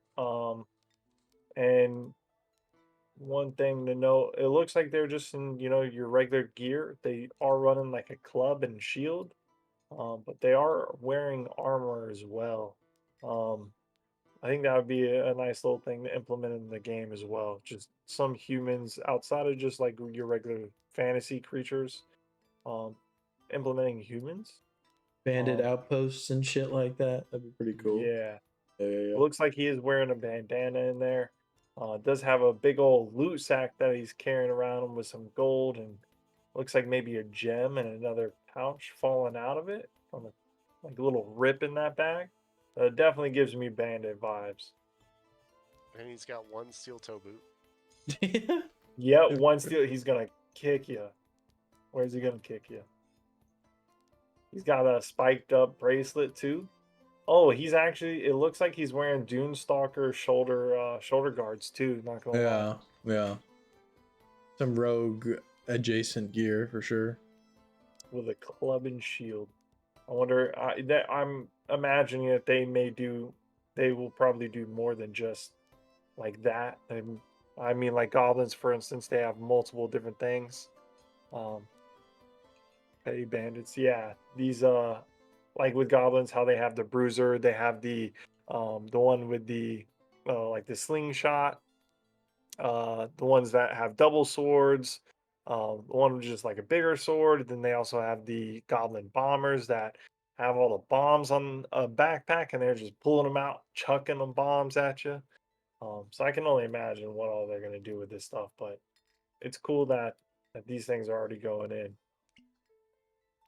Um, and then they have a little and more section here. I haven't heard too much about a lot of this. There is some top secret features that we can't talk about, boys. Uh, That they focused target combat feature, I'm a little worried about that. yeah, I don't know how I'd feel about focus target, but I'm I not just don't sure know what what they they plan on mean. with that. Yeah, like what do you mean by that? Like, are we getting more little red auto target bullshit in the game? Because I don't think that needs to be in the game. I think the skill shoddy kind of way the PvP runs is cool, and keep the auto targeting to like Scepter and Swiftbow. This But is a we don't great need to question add for the dev more. talk. Somebody send it to Yeah. Bronzebeard.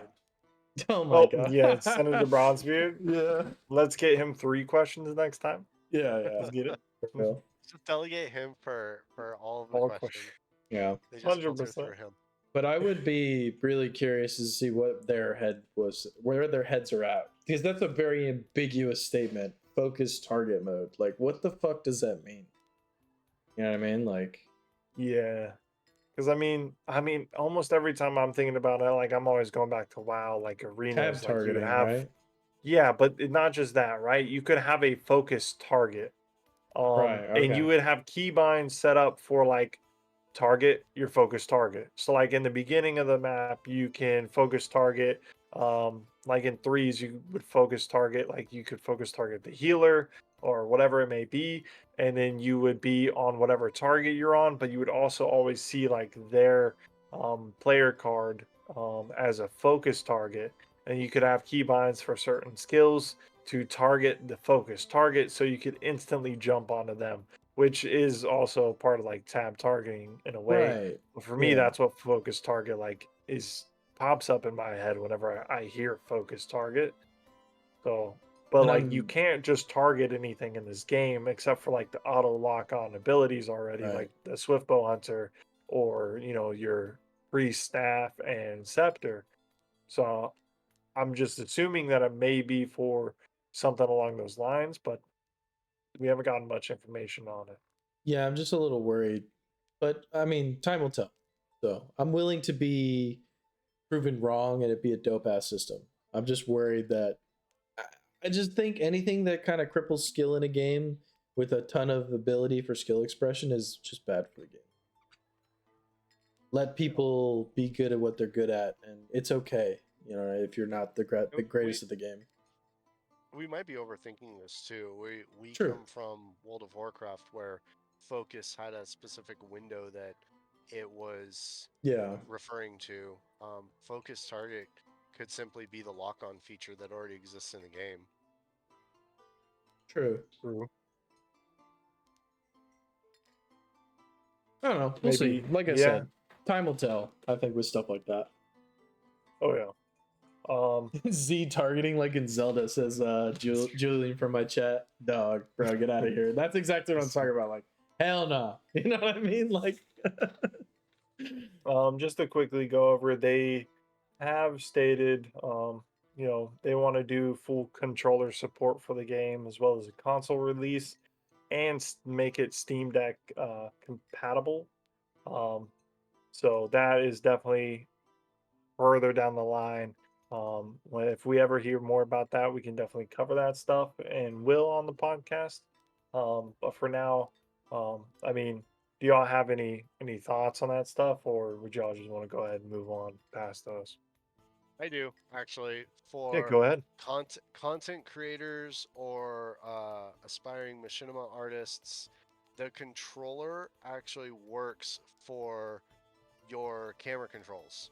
So I was having a lot of issues, like filming panning shots, and using a controller will actually give you some more refined controls for that. So oh, okay, cool. um, not really a conventional use for it, but controller does at least partially work in the game right now for um, moving your vision around.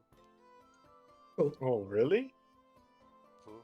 Dang, I Well, like my in my the. old school wired Xbox 360 controller works for it. Yeah. Don't judge me.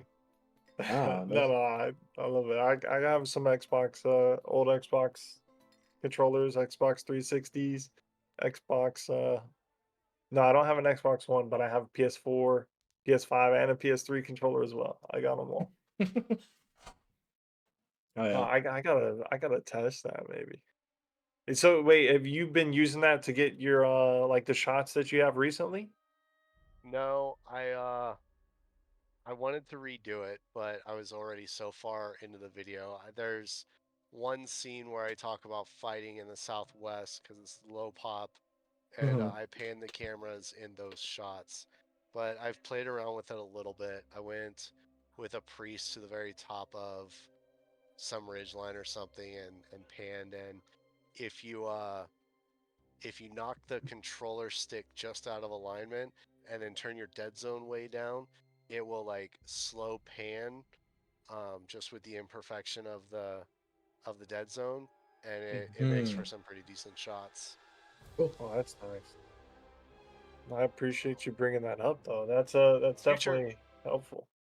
yeah, future projects for like cinematography in the game, because I mean it is a beautiful game to film and to play in, so it Oh yeah. it makes some decent films. Yeah, I see what you've been cooking up recently. I can't wait to see even more because you like from my perspective. I mean, I may be missing people, but like honestly, you're one of the only ones I see like really getting after that kind of stuff right now. Um, I love watching your streams and seeing you cook with that stuff right now. Yeah, there's Yeah, some cool I mean like it's fun for me. I can imagine it's boring for other people, but if if people drop in and have questions or want to try to do the same thing I'm doing, I'm always more than happy to help set up their recording systems and set up their editing systems and get them going. yeah, I got to be a fly on the wall just to see some of the techniques you use, but like transitioning between scenes and stuff. Because I'm definitely trying to get better at that shit. My YouTube videos look like caveman style right now, so it's not 2005 anymore, right? We need a little better quality to these YouTube videos if they're gonna do decent, Not the old school 1.6 kill montage videos Hey, in you know what I 480. mean? Yeah, you know. Yo, speaking of ogre from earlier, Morthog, he's definitely got a montage 360 punching me over and over and over, not Oh gonna lie. my god. He'll literally 360 punch me or 360 swipe me, 180 throw a boulder at me. Dude, I don't want to see that montage come out. it is crazy how many clips I could get and make that montage because I'm always looking at them cheeks getting clapped by Morthog. But no, Just shut speaking up, on man. that dude, he is like sometimes the most buggy dude. I was literally on stream today taking him on solo, and he did his down smash like left attack, and he literally 270 turned, hit me with his elbow, and instant one shot me. And I was like, what the fuck, man? Like, what? It was like, dude, I played it right. It's all good though. It's early It, access. It's kind of funny to get shit on. So it's it's a all good. skill issue. Yeah, yeah, yeah. 100%. It's I agree. probably a Skill skill issue. issue for sure. You know? um, So some more stuff that they're planning on doing as well. Which I think they did bring this up in the first dev talk as well. More weapon types for all classes. So I think that's great and give maybe a little bit more of a play style um, to the different classes. And with being coming out with different weapons, I could also see them coming out with gear to maybe have a set to help with those weapons, possibly. Um, just really need to see those come out to be able to tell or get more information on them. But I think it is nice that they're already thinking of implementing like more weapons for more play styles for these classes. Yo, Hunter fucking crossbow with armor pen coming when? Cool. Drilling warriors Oh, near you? You know what I mean? I wanna Like, I wanna see the glaive from Lord of the Rings. oh hell yeah. They Ooh, a swapped. hunter glaive. Oh man. Yeah. Well, I mean, they do have in World of Warcraft. They have the survival hunter, Yeah. and he pretty much is running. Um, I think that would actually be pretty dope. Because like originally, me and Dale did talk about this, and I was thinking of a spear because a lot of games, hunters have a bow or spear or both. And Dale Yeah. was against the idea of having a spear for the hunter. Yeah. Um, I think glaive is actually a pretty dope idea. And whenever I hear glaive too, I'm thinking of Monster Hunter a lot too. Yeah. Uh, with like kind of like the support style glaive, but like I think glaive is a cool weapon just all in all. Dude, just something that gives Hunter like a neutral fight that isn't range would be cool. Right? Like I think just when you get jumped on by melee, having just the bow is part of the class, but like having just another thing to be like I can swap to this, I can have options instead of just stagger, stagger, stagger, stagger, stagger, dead. I get killed.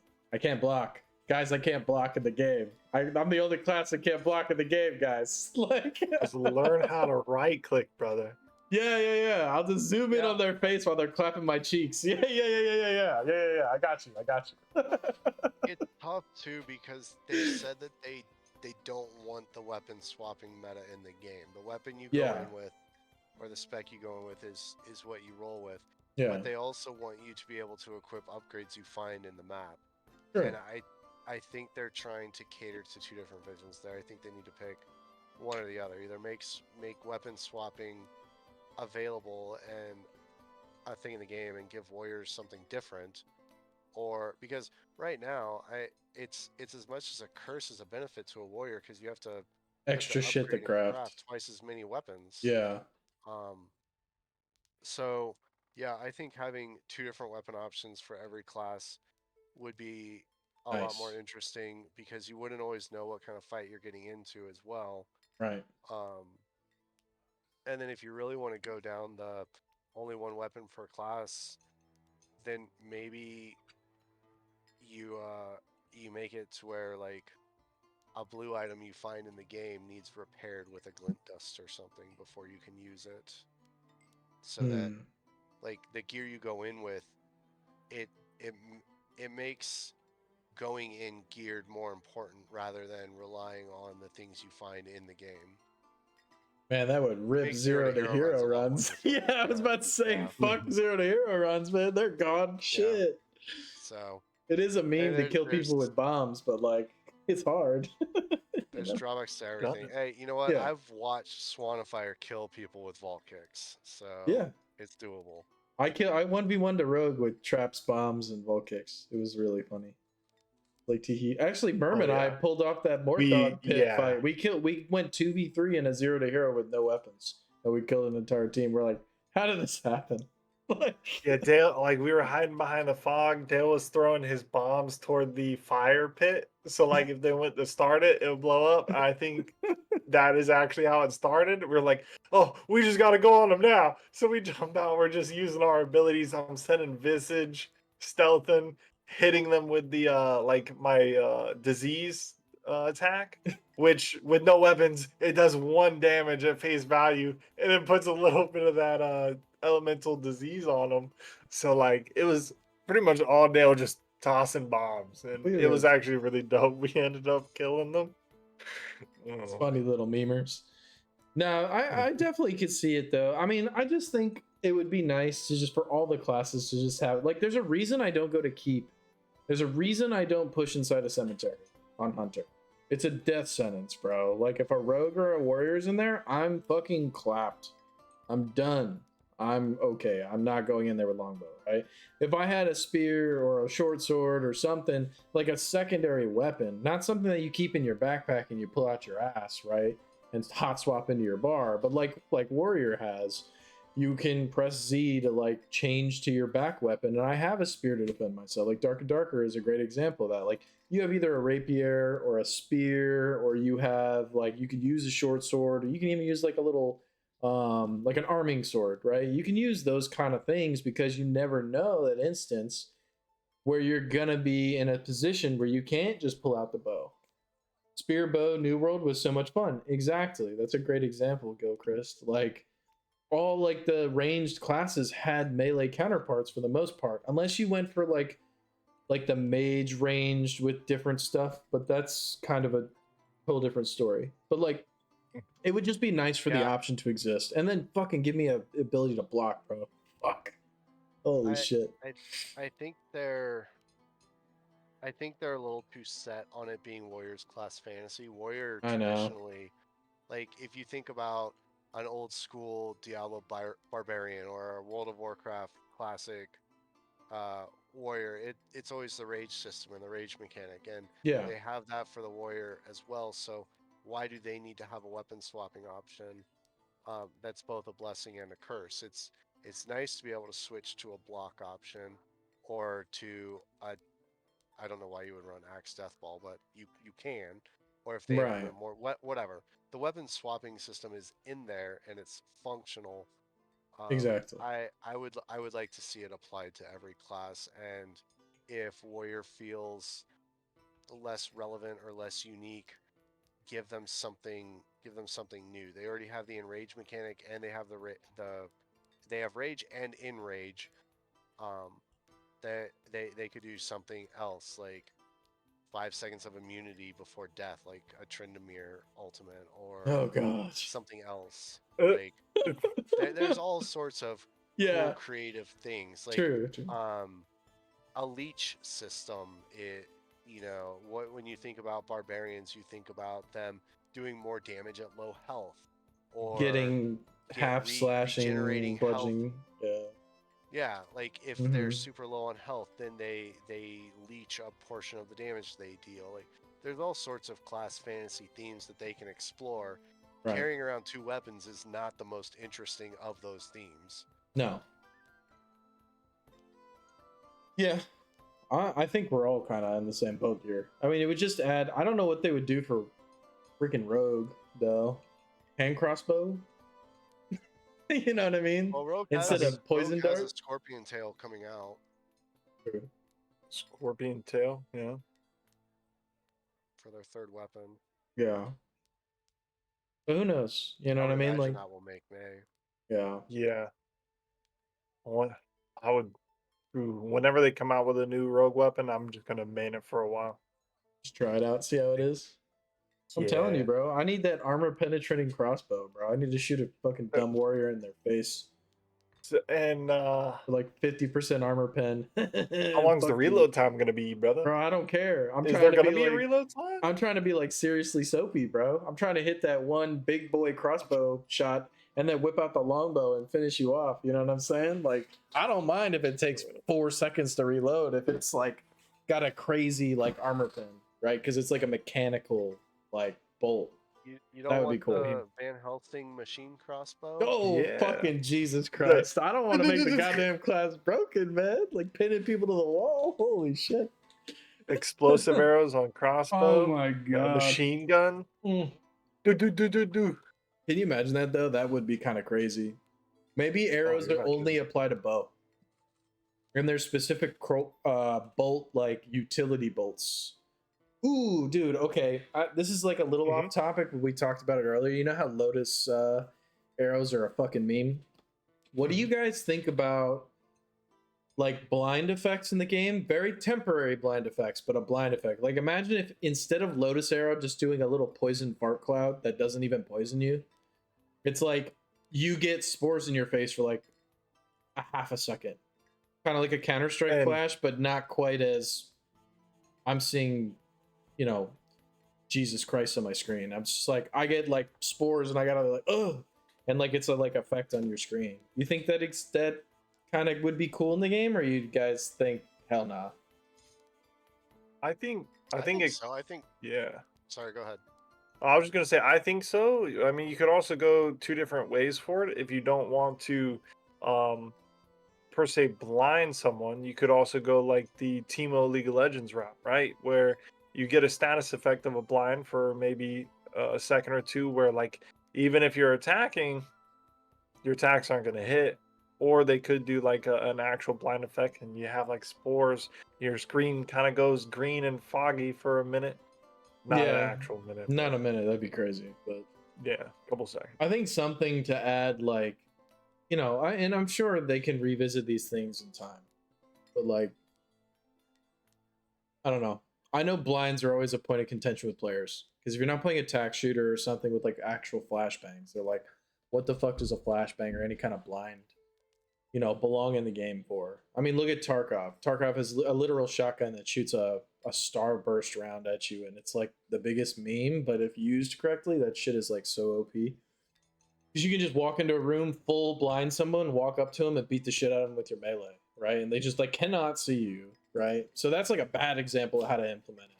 But I think it would be cool. Like I think hunters would set up traps, like in the hero fantasy, right? Like a lotus flower trap, kind of like they have set up, would be something that would set them up for success, not just a little poison cloud. Like that just doesn't seem like it. But like a little spore cloud that like blinds you, sets you up for the hunter to get a shot on you, but it only lasts a little bit. That sounds more like something a hunter would do. You know what I mean? If we're just thinking about hero fantasy. Yeah, Yeah. I mean, I can see like a poison arrow having a disorient effect where it like makes you drunk in Sea of Thieves, or they Oh have the yeah. vomit bucket where Mm-hmm. it obstructs your vision. I think vision denial and vision manipulation and alteration effects are a whole different level of soft crowd control that they could definitely explore, and it would definitely be more interesting than the hard stun. You know, and Oh yeah. in Sea of Thieves, if you're drunk or if you get puked on, you can still control your character and move around, and it gives you that feeling that you still have some amount of agency versus I just have to wait for the yellow stun effect to go off of my character. Yeah, there's when you get hard CC chained in this game, it feels pretty fucking bad. I'm not gonna lie.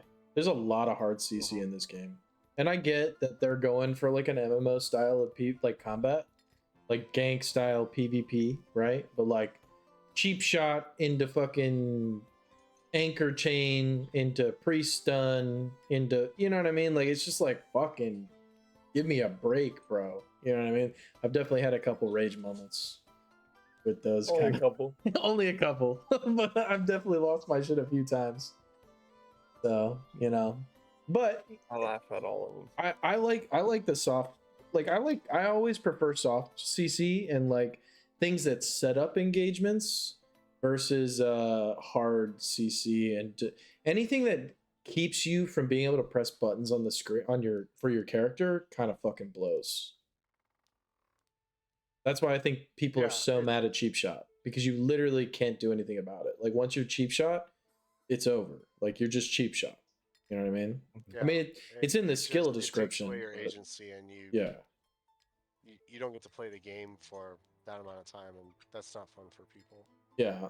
When I get like DP'd by a warrior rogue or a rogue or anyone that can stagger me with melee, and I just fucking can't iframe out of it, it's like, ah, I just hands off the keyboard. You know what I mean? Like, well, Yeah, GG and boys.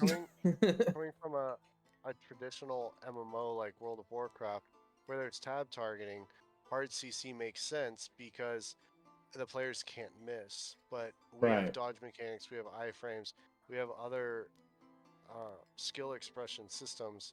So a hard CC goes against all of that. Yeah. You look at something like Elden Ring. There's not really any hard stuns that I can think of in Elden Ring that just stuns a boss or stuns your character for 4 seconds, and No. you just sit there. It's all stagger mechanics. Yeah. Radical Jams, if he's in the chat, we do a little Mimi PvP in Elden Ring, and I play a Dex Intel build, and I'll hit him with like a Ronnie's Dark Moon. I'll open up with this big ridiculous shit, but I'll hit him with an ambush shard, and he'll be like right about to roll the fucking Dark Moon, get hit by the ambush shard, and that split second of stagger makes him take the full moon, right? Like, but it's that combo that sets it up. It's not, oh, I stuck you in place and now I get to do free damage to you because. And that's what I feel like instacast priest abilities, like when you can hold cast the priest stun and it literally is like circle, bam, you're stunned. Or cheap shot, bam, you're stunned. Like that feels real like it's so hard to play against in the right situations. And then other times it's kind of a meme.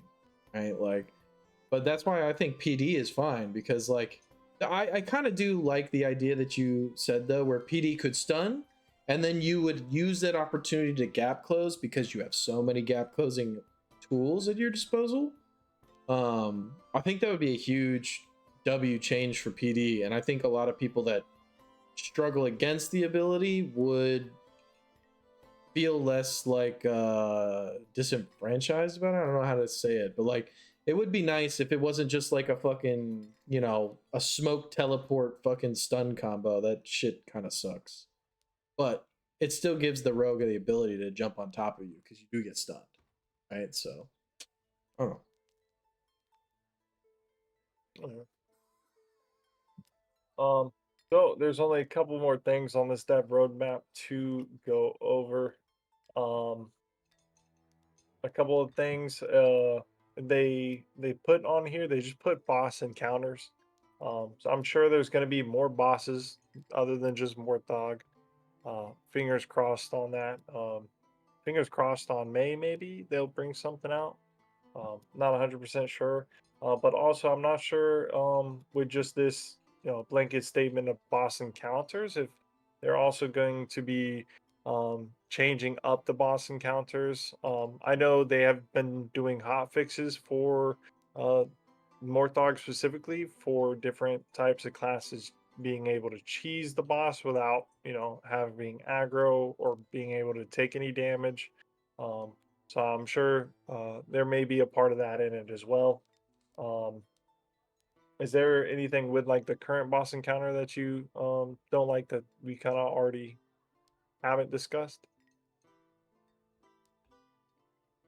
Uh, I mean, like most of the things in this game, it feels like a rough first draft or first pass. Like once you learn the Morthog fight, it's not like you're fighting Millennia, right? Oh yeah. Yeah, He yeah. has 5 attacks, and they're pretty easy to dodge, predict. Like there's not really a lot of skill expression, so it's a long grind, but it's not a difficult one. So refining those systems and making them more engaging is what I would look forward to in that.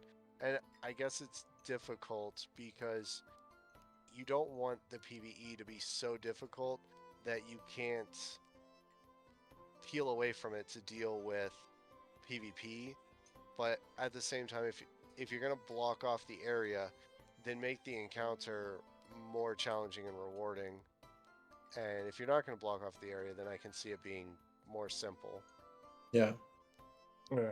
And they did speak about this a little bit on the devcast about them looking at this and they're thinking of different ways to go about the boss encounters. I just remembered um, they were talking about whether they wanted to keep the wall up or drop it down or make boss encounters like an instance thing where you go through like this door and you're in a whole new instance and with a boss encounter.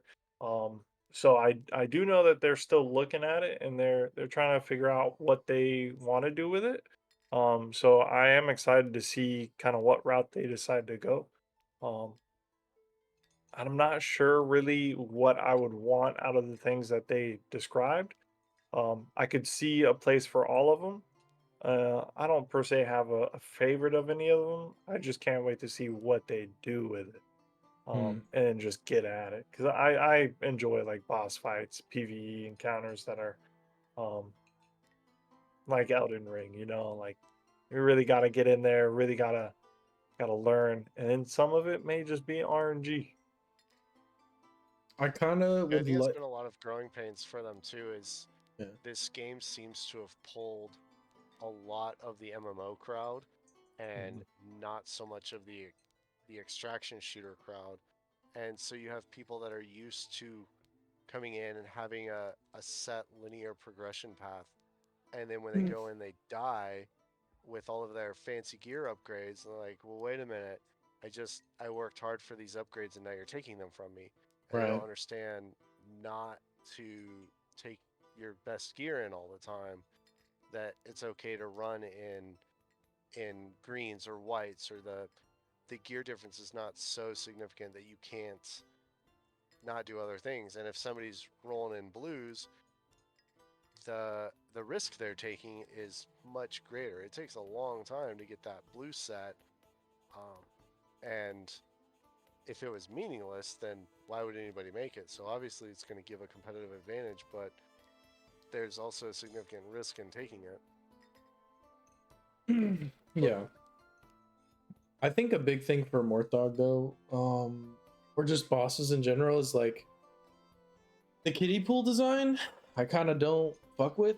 Like, I don't think you, as the players that just defeated the big ass boss, should be at a disadvantage for the fucking players that are sitting there jerking off on the other side of a wall that have high ground on you.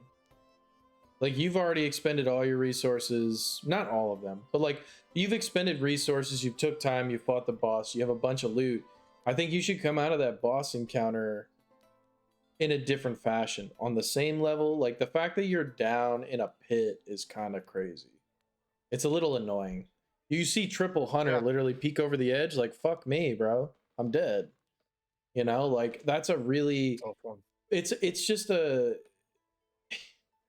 I'm not saying it's a bad map piece of map design, but I just think it was just not thought of well. Or just, it was, no, that's a bad way to put it. Like, I don't know what I'm trying to say, but it was just like, it was hurriedly done, and they didn't really think of the consequences of the looter extractor PvP game with it. Because in a MMO, like, who gives a fuck if you like have to go down a big ass staircase and then climb back up the staircase when you beat the boss? Like, that's just part of the pathing from, interest A, point A to point B in a raid, right? But when it's a PvP game and you're getting ganked, you're climbing up the stairs and there's people trying to like dick you down simultaneously, and that just feels always bad when you're the one that did the most work and then they have the advantage. Like, what the fuck is that? I think that's like my biggest qualm about it. Like, the bugginess of the boss, like, that's gonna get ironed out with time. But like, can we not put me in like the fucking broom closet while I'm fighting the boss, and then I have to come out and look at three big men trying to stare me down menacingly for my loot? Like, I don't know about all that, bro. No. Oh yeah, I can agree with you there, especially with me playing with you majority of the time, and we take more dog, and the worst thing to run into is three hunters. Yep. right there when the wall just drops. Glint, And glint, you glint. being one hunter and I'm being a rogue, all right, I gotta try to double jump up here, and they already have a bunch of bombs and traps at the like. Yeah. I'm not gonna be able to get up there. It's a 1v3 hunter battle. Good luck, Dale. Yeah, and Oh, it's like, and they have the advantage for free. They didn't do any work to have the advantage. What, they fought another team out there? Like, give me a break. You know what I mean? Like, that's not. It's just a lopsided kind of setup. So I just hope that the new boss arenas are not so lopsided. Like, even okay, look at Northern Goblin Camp, right? Like, it kind of traps you inside, but like it's hard to push in there too. So it's a 50-50, right? So, and like if you have the right comp, you can hold the ogre arena because you're on equal level with someone. But in Morthog, you're like this, and that shit sucks. Unless you can find an opening and push out. yeah. I agree, and I think that's why one of the things that they were mentioning is that they do look to change the boss encounter and possibly I mean they did mention they may just make it an open encounter, but they also did mention maybe they just close it off completely and have it be like an instance thing. Um so really just looking to see what route they decide to take it and test that out. Provide some feedback on it honestly. I definitely don't think instance is the way to go. I think you keep it Yeah. live server, same instance. There should be risk and reward, but it just shouldn't be so lopsided. It should be Yeah. relatively even with tactical I think the advantage. initial goal, I think the initial goal of funneling well-geared people into a section of the map to have like the high level, it feels like they tried to split up Greenwood into different player levels because they only Yeah. had the one map to work with. So you have Mhm. the two ogres, and then you have Morthog, who's kind of off in the corner. So the higher geared sweats will funnel to Morthog, and the other areas will be kind of more open and left alone, um, Yeah. which is okay. But then they had to put the fence up to prevent cheating, and they had to pivot a few times, and now it resulted in a system that's not working great. Yeah. Again, we don't know how difficult it is to make updates to the map, but I Oh, could definitely see having a second exit or entrance or a second wall that comes up and goes down to kind of give a funnel area so that you can back out, or they do have to have multiple flanks on you. right. I'd also I would like to see more Thog shifted into the dungeon, and that area have something else done with that area and have a patrolling Greenwood boss. Or we've seen Yeah. that kind of with like the Red Goblin Bomber. Beef up the special red mobs a little bit and give them more thog loot if you really want to go wild. Like I would like to see in the next week or two content update give mithril ore and blues and purples to the boss red mobs so that the gear becomes more available if you want to test that higher level stuff and see how the gear balance works. Just make it more readily available for it. Yeah. Don't shoehorn people into one mob on the map. Yep. I agree 100%. Same. Spread it And out. which I think um they may be thinking about it with this next topic here, the zone events. Um I know someone in the dev talk also brought up like maybe like a roaming boss or possibly with day and night cycles.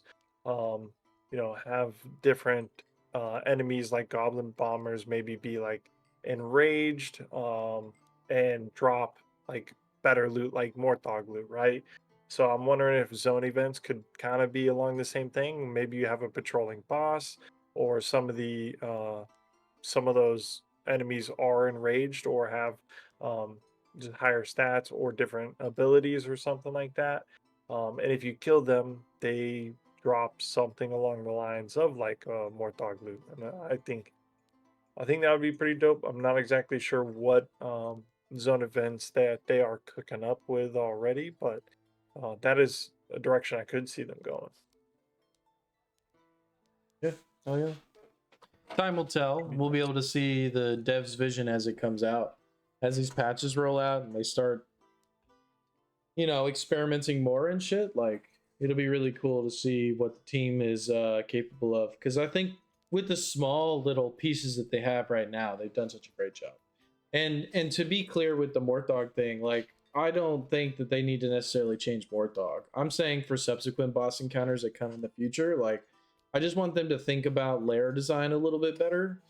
Um, because Mortdog can be, we're all used to Mortdog now, but just for the next bosses to come, like, maybe we get some extra options. That would be nice, especially in like a dungeon style map where there's like little tiny corridors and shit. Like, don't pigeonhole me in a fucking big ass room and I have only one escape that kind of fucking blows. Like in Dark and Darker, if you think about really any of the boss encounters, There's you 4 have doors. four different rooms that you could be coming into the boss room or out of the boss room. So Which is the um, catch 22 as well, because you could have 4 different teams push you, which yeah, is yeah, chaos. Yeah. but also very fun PvP. Very fun PvP. Yeah, I agree. Like, if there's one thing outside of Goblin Caves that Dark and Darker does really well, it's their boss design is really cool, and the layers for their bosses are very very dope. Like there's enough space to fight. If you get jumped in the middle of the fight, you can die, but it's not guaranteed you're gonna die, right? Like one of the biggest pain points about Mortog early before the hotfix was all his mobs were in there with him. So and he was sitting in the middle of the fucking room. So you jumped in, you got giga staggered right off the rip by like a million fucking goblins and power smashed into the ground by Mortog. You're like, holy fuck! Like this boss, like starting this boss fight is so horrible. Like, what in the world? And then they're like, okay, he's gonna come out of the veil and he has spawn waves. W change. Huge change, right? Just like little stuff like that to push the game in a better direction. Once we see the pain points, like that's all I'm asking for personally. It's just for them to keep on keeping on because they've been doing great stuff and making really good changes so far. 100% agree. I know another thing that a bunch of people have been like talking about or speculating on is also their prestige system. I really have no clue what that's going to entail, but I've been hearing people bring up like Call of Duty, I'm be prestige level 10, and maybe what rewards would come along with prestige. Um, I do know one thing that I would absolutely love is to have like an achievement system. Yeah, that'd be cool. And stat counters, player kill counters, mob kill counters. That'd be kind of dope. How Gold many times earned. you die? Yeah, extraction percentage, like how many times you get out versus how many times you die in raid. Those kind of things would be cool, and I'm sure they can come in the future. Oh yeah. Um. All right. So the last thing for the and more section, which does say Goblin Gambling 2.0. So I'm guessing they're gonna rework Sneer, right? Sneer. Sneer. Yes, sir. Sneer. They're gonna rework. I hope I'm saying that too. That's saying that right too. It's Sneer. Yeah, I I'm think assuming it's Sneer. Sneer. Yeah. Right now with his gambling, I mean, to me, I really just use him at this point for glint bars and glint dust, and don't really farm up too much more than that. Leveling up the vendors. I mean, obviously grabbing the favors, everyone that I could, to help level up my vendors. Those don't per se change. You fingers crossed you get Stonehaven marks. If not, oh well. Hopefully you get something that isn't maxed already. Yeah. But when it comes to actual gambling on gear, I mainly only did it for backpacks, but almost in the you would usually end up getting the knapsacks, right? The white backpacks, but on occasion you might get a green or blue. or maybe on a very rare off chance you would get a purple. Um, and with the gear, almost any time I would buy the white gear, I would just get a white. If I bought the green, 9 out of 10 times I would get a green piece, and 1 out of 10 times I'd get a blue piece from it. I didn't see much change with anything like that, so I'm not sure if they're just planning on revamping it, or maybe I just have horrible luck. Have y'all done a lot of gambling with the Goblin or Sneer, um, at all, really, and had any other different results? Dude, I pulled like I 35 didn't do gold Kate. any. Yeah, go ahead. Sorry. Sorry, I was just saying I didn't do any virtual gambling with him. I uh I spent most of it on Glint Bar and Glint Dust. Exactly. Dude, you know my Counter Strike luck. I pulled like 35 golds. Sneer hates Dude, me, bro. Like he gives me whites. I don't spend money on the Gamba for Goblin. It's actual dude, trash. I don't even Like, want to know how many thousands of dollars you've pulled in CS:GO, don't worry about but when it it. Behind comes, me now. your gambling days are over now with Sneer, huh? With Counter Sneer's Strike just Global Offensive, they're definitely over. You oh, know what I mean? Like, but no, with Sneer, like it's just it feels like the glint is more useful for favor and for glint dust and glint bars, right? And that's why I mhm, kind of like early I was like, I think glint should be reworked. You yeah, know, like something different needs to happen because glint is like only for those things. Like the glint bar, glint dust thing is really good, but then all the other stuff just kind of feels placeholder right now. So I think maybe resources, like there's a mystery resource bag you can kind of gamble for glint dust, but that's kind of like just I don't know, something different, man. Like there's got to be mhm. something different. He could be his barters are fucking awesome, by the way. His barters are fantastic. Well, that's good. I Um, just Is it noticed backwards? no, it's no, not it's backwards. good. Yeah, it looks We just great, got man. we just got Pondo able to get his background and cam set up with Discord. That's Hell dope. yeah. So we got Pondo Bruin 85 right here, aka Legacy Guides. That Look at that background. Hey, and have shit been looks so watching his clean. stream. Just be on the lookout. There's gonna be one of the skeletons with some arrows in them that's gonna be walking back and forth. Look, I sent you a Hopefully. screenshot. It's backwards for me. It's the Is weirdest thing it? ever. Yeah, Discord flips cams and stuff. It like flips the I don't Oh, know what's going on. It's like a front facing cam view on it's like your OBS camera will be opposite of what you see here, right? Or yeah. Streamlabs, whatever you use. I don't know why Discord does It's that. Mirror it's the cam. most confusing thing ever. Yes, I've sir. been staring at it for 20 minutes, googling it, and was terrified to put it up on stream and look stupid. But if it looks normal for you guys, then I'll leave it. No, it looks Yeah. sick, man. This It's way cooler it's than the shit I could exactly pull off. yeah, it's exactly how it's been coming through on your stream and everything as well. Yeah. It Sweet. is yeah, so it's perfect. I mean, you can see the Archer Skelly in the background Yeah. walking on the bridge there. Hell yeah. Fuck, I love these backgrounds, dude. This is actually So really Well, dope. cool. if anyone wants help setting these up, no green screen required. DMs are open. Hell yeah, man. There you go, boys. Legacy I will guides figure it coming in out. clutch. Yes, sir. Um, on the uh on here. So aside from the Goblin Gambling 2.0, which time will tell to see exactly what they do with that. Hopefully they do up the gambling system. Yeah. I know we do have some gambling enthusiasts, Dale being one of them. So if they do up the system, all of Dale's resources will be gone because he will be gambling it all away. All right, you can better believe Hey, that. listen. All most gamblers they quit before they hit it big. All right, that's all I gotta say. Dude, it is actually so sick Uh, that that guy walks out all the way. That looks so good, man. dude, no, just You wait. He's you gonna put come all the way up behind him, bro. He's gonna like brush his that's hair, bro. that's fucking Just I awesome. wait. That looks so I good. was trying to edit this at the last minute, and I think my computer needs restarted or something because a video that normally takes 10 seconds to render was giving me a 12-hour render time. Oh So god. I have way too many video projects open or capture devices. I don't know. My computer's just gonna start melting here. I'm right there with you, Oh man. man. I've needed to re-thermal paste my CPU for a very long time. That thing is like holding on for dear fucking life. Yeah, here he comes. He's right behind you. That's cool. That's so sick. Yeah, I was recording it and he just kept walking right at my poor creep stealth rogue.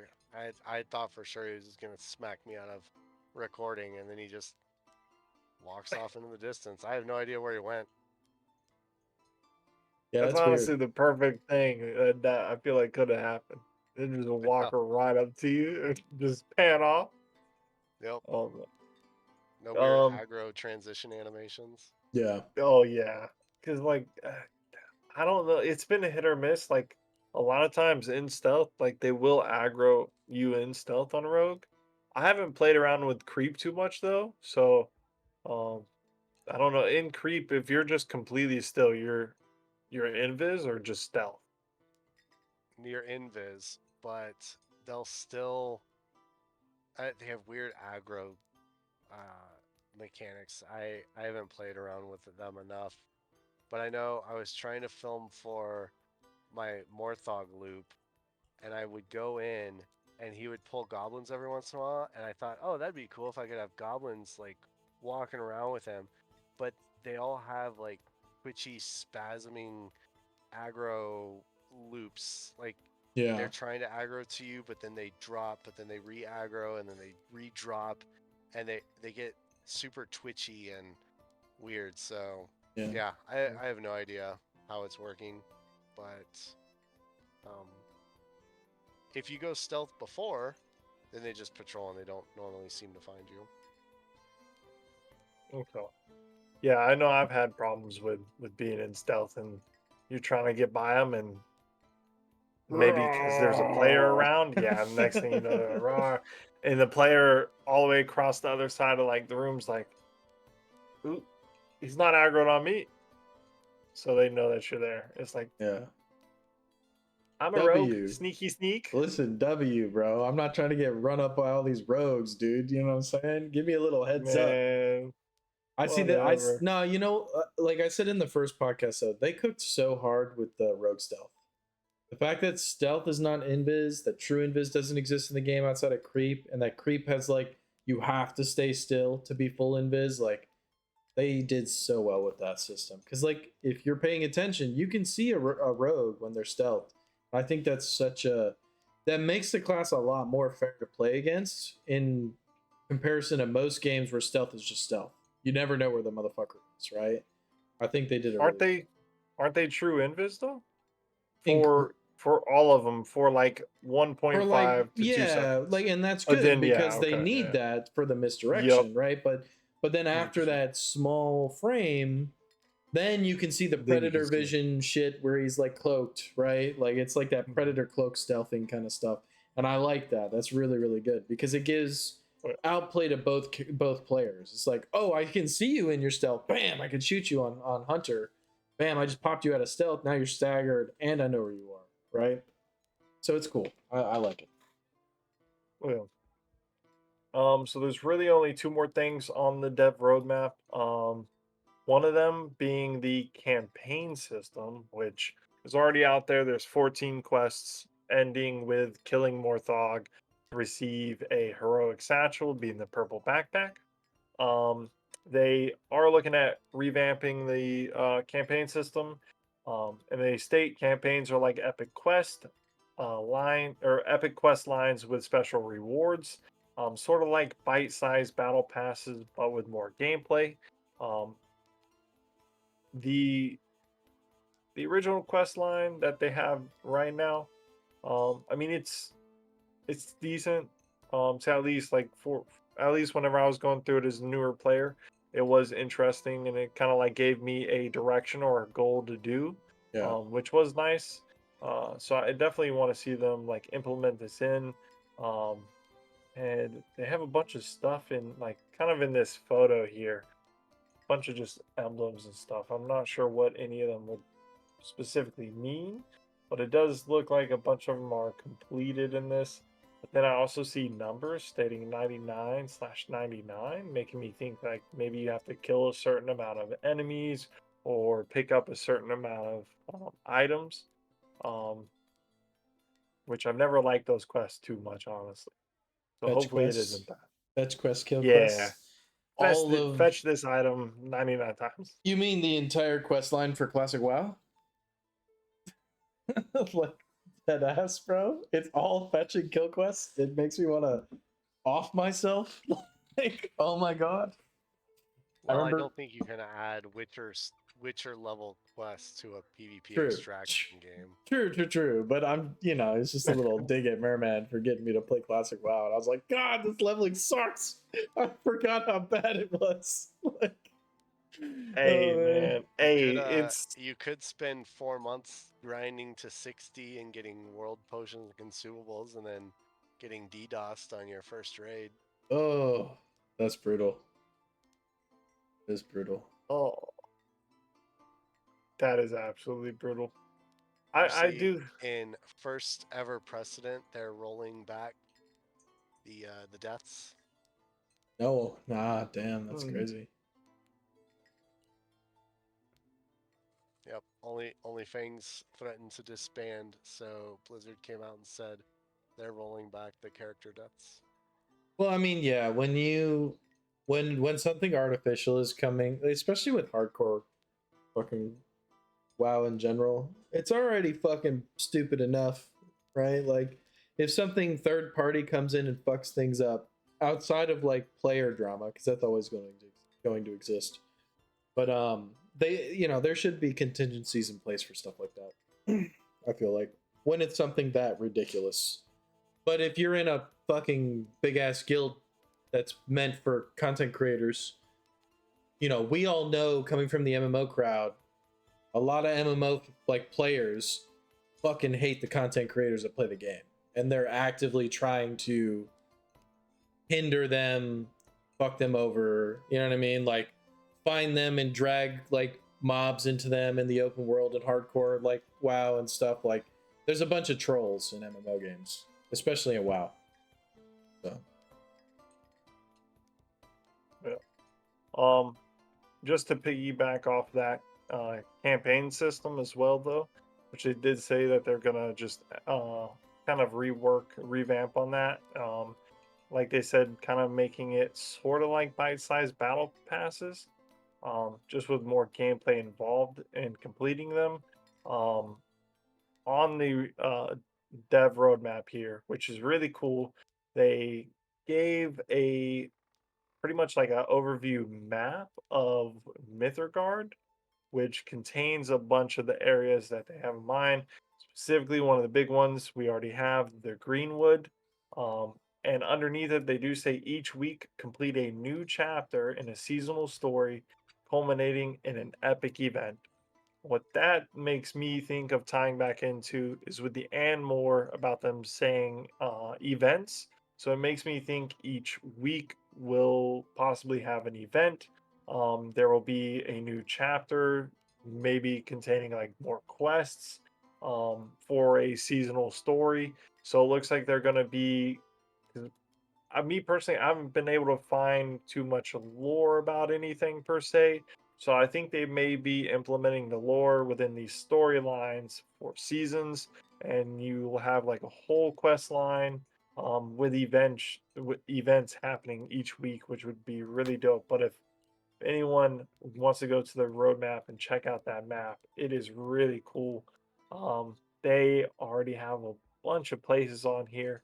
And they've already talked about Arth, which is over there, being a desert, and it's located just north of the Sea of Sands. So I think it's really cool that that map gives me tingles. stuff to look into, man. Old MMO vibes. Like holy fuck, that's what the world looks like. Sick. You know. Oh, D&D makes vibes. me, We yeah, I was gonna like say it. it makes me think of D&D, and you Yeah. just we just like are there and we're coming up with a whole entire map. Hey, Merv, check this map out I Yeah. just did. What do you think of Alaria? Yeah.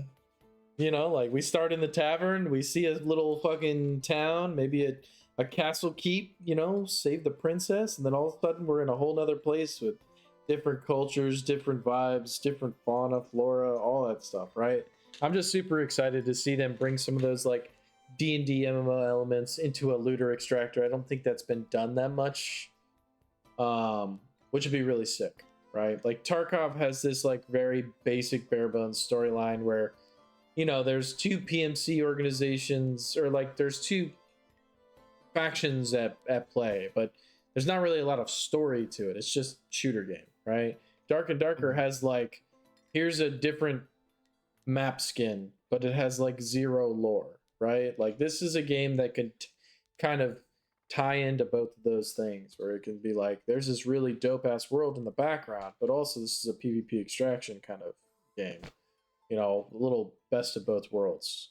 Just can they retain the MMO player base, like Pondo was saying? You know, because it seems to be a pretty decent portion, and they're not used to this full loop. Because like, how many times has full loop been attempted to be fucking added to MMOs, and people fucking riot? They're like, hell no, I'm not gonna spend hundreds of hours to get my bis set that I've grinded from these dungeons just to get it all taken away from me. Right? Like it's just like a complete, just not the kind of core gameplay fantasy. Two different types of gamers are doing that kind of stuff, right? So, It, see how it it goes. makes me think of the wilderness in RuneScape. Yeah, yeah, true. But how many people actually like It's went like into the wild? Like a lot of people are just like little town timmies. You know, like they're like, fuck just that, doing all bro. the quests. Yeah, yeah, yeah, yeah. Yeah. I'm making bread, homie. You know what I'm saying? I'm fishing. Like, I remember getting pricked to go into the wilderness with my two-handed black longsword that I just got growing up. I got ganked. I lost it. I have a I have a YouTube viewer named Sai, and he has a good idea. I'd like to see more quests that have some sort of in-game action as opposed to collection quests. Let's have a ritual spot where you have to bring the implements and hold it for a brief time. So I'm envisioning like a King of the Hill or a Capture the Flag type thing. yeah. I think that could be really interesting. Yeah, they That have would shit be like really that in nice. Tarkov. Like you have a package that you have to deliver to a spot in the map and you have to like secure or like you have to hide that thing for like another like one of the traders is like, "Yo, I need you to go into this little portable and drop this hard drive into this freaking bunkhouse and my little minions will go snatch it later on," right? Like that's cool Right. stuff. And we've seen that in Tarkov and stuff, so for sure, man. That would be really nice. Or like an actual King of the Hill PvP. Hell yeah, bro. Everyone's like that week that quest just came out. It's like something to do with that area, and the next thing you know, everyone's in that area and you're PvPing. Dude, Be event fun quest week. currency for like a week kind of deal. You know what I mean? Like kind of like my idea is like with like BGs. You know what I mean? Like BGs and WoW. Right? You have like Mhm. oh, you play Alterac Valley this week and like the kills and wins you get in Alterac Valley like scaled towards a shop.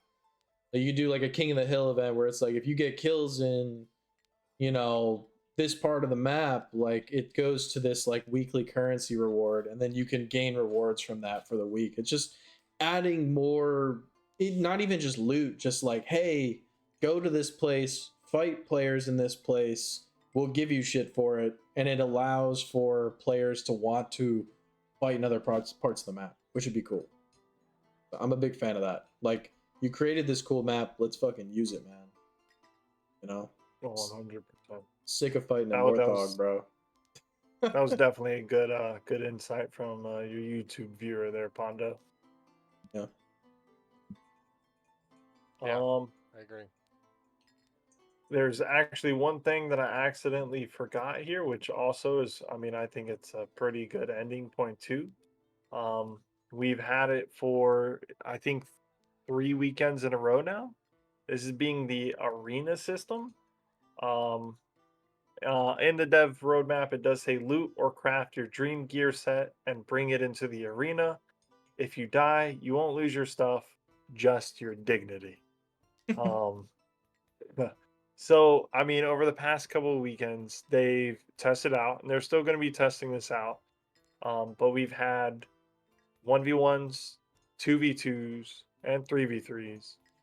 The 1v1s and 3v3s, you were able to bring in whatever gear you felt like, whatever meds, anything, any potions, any meds you could bring in, whatever you had at the time, and use that.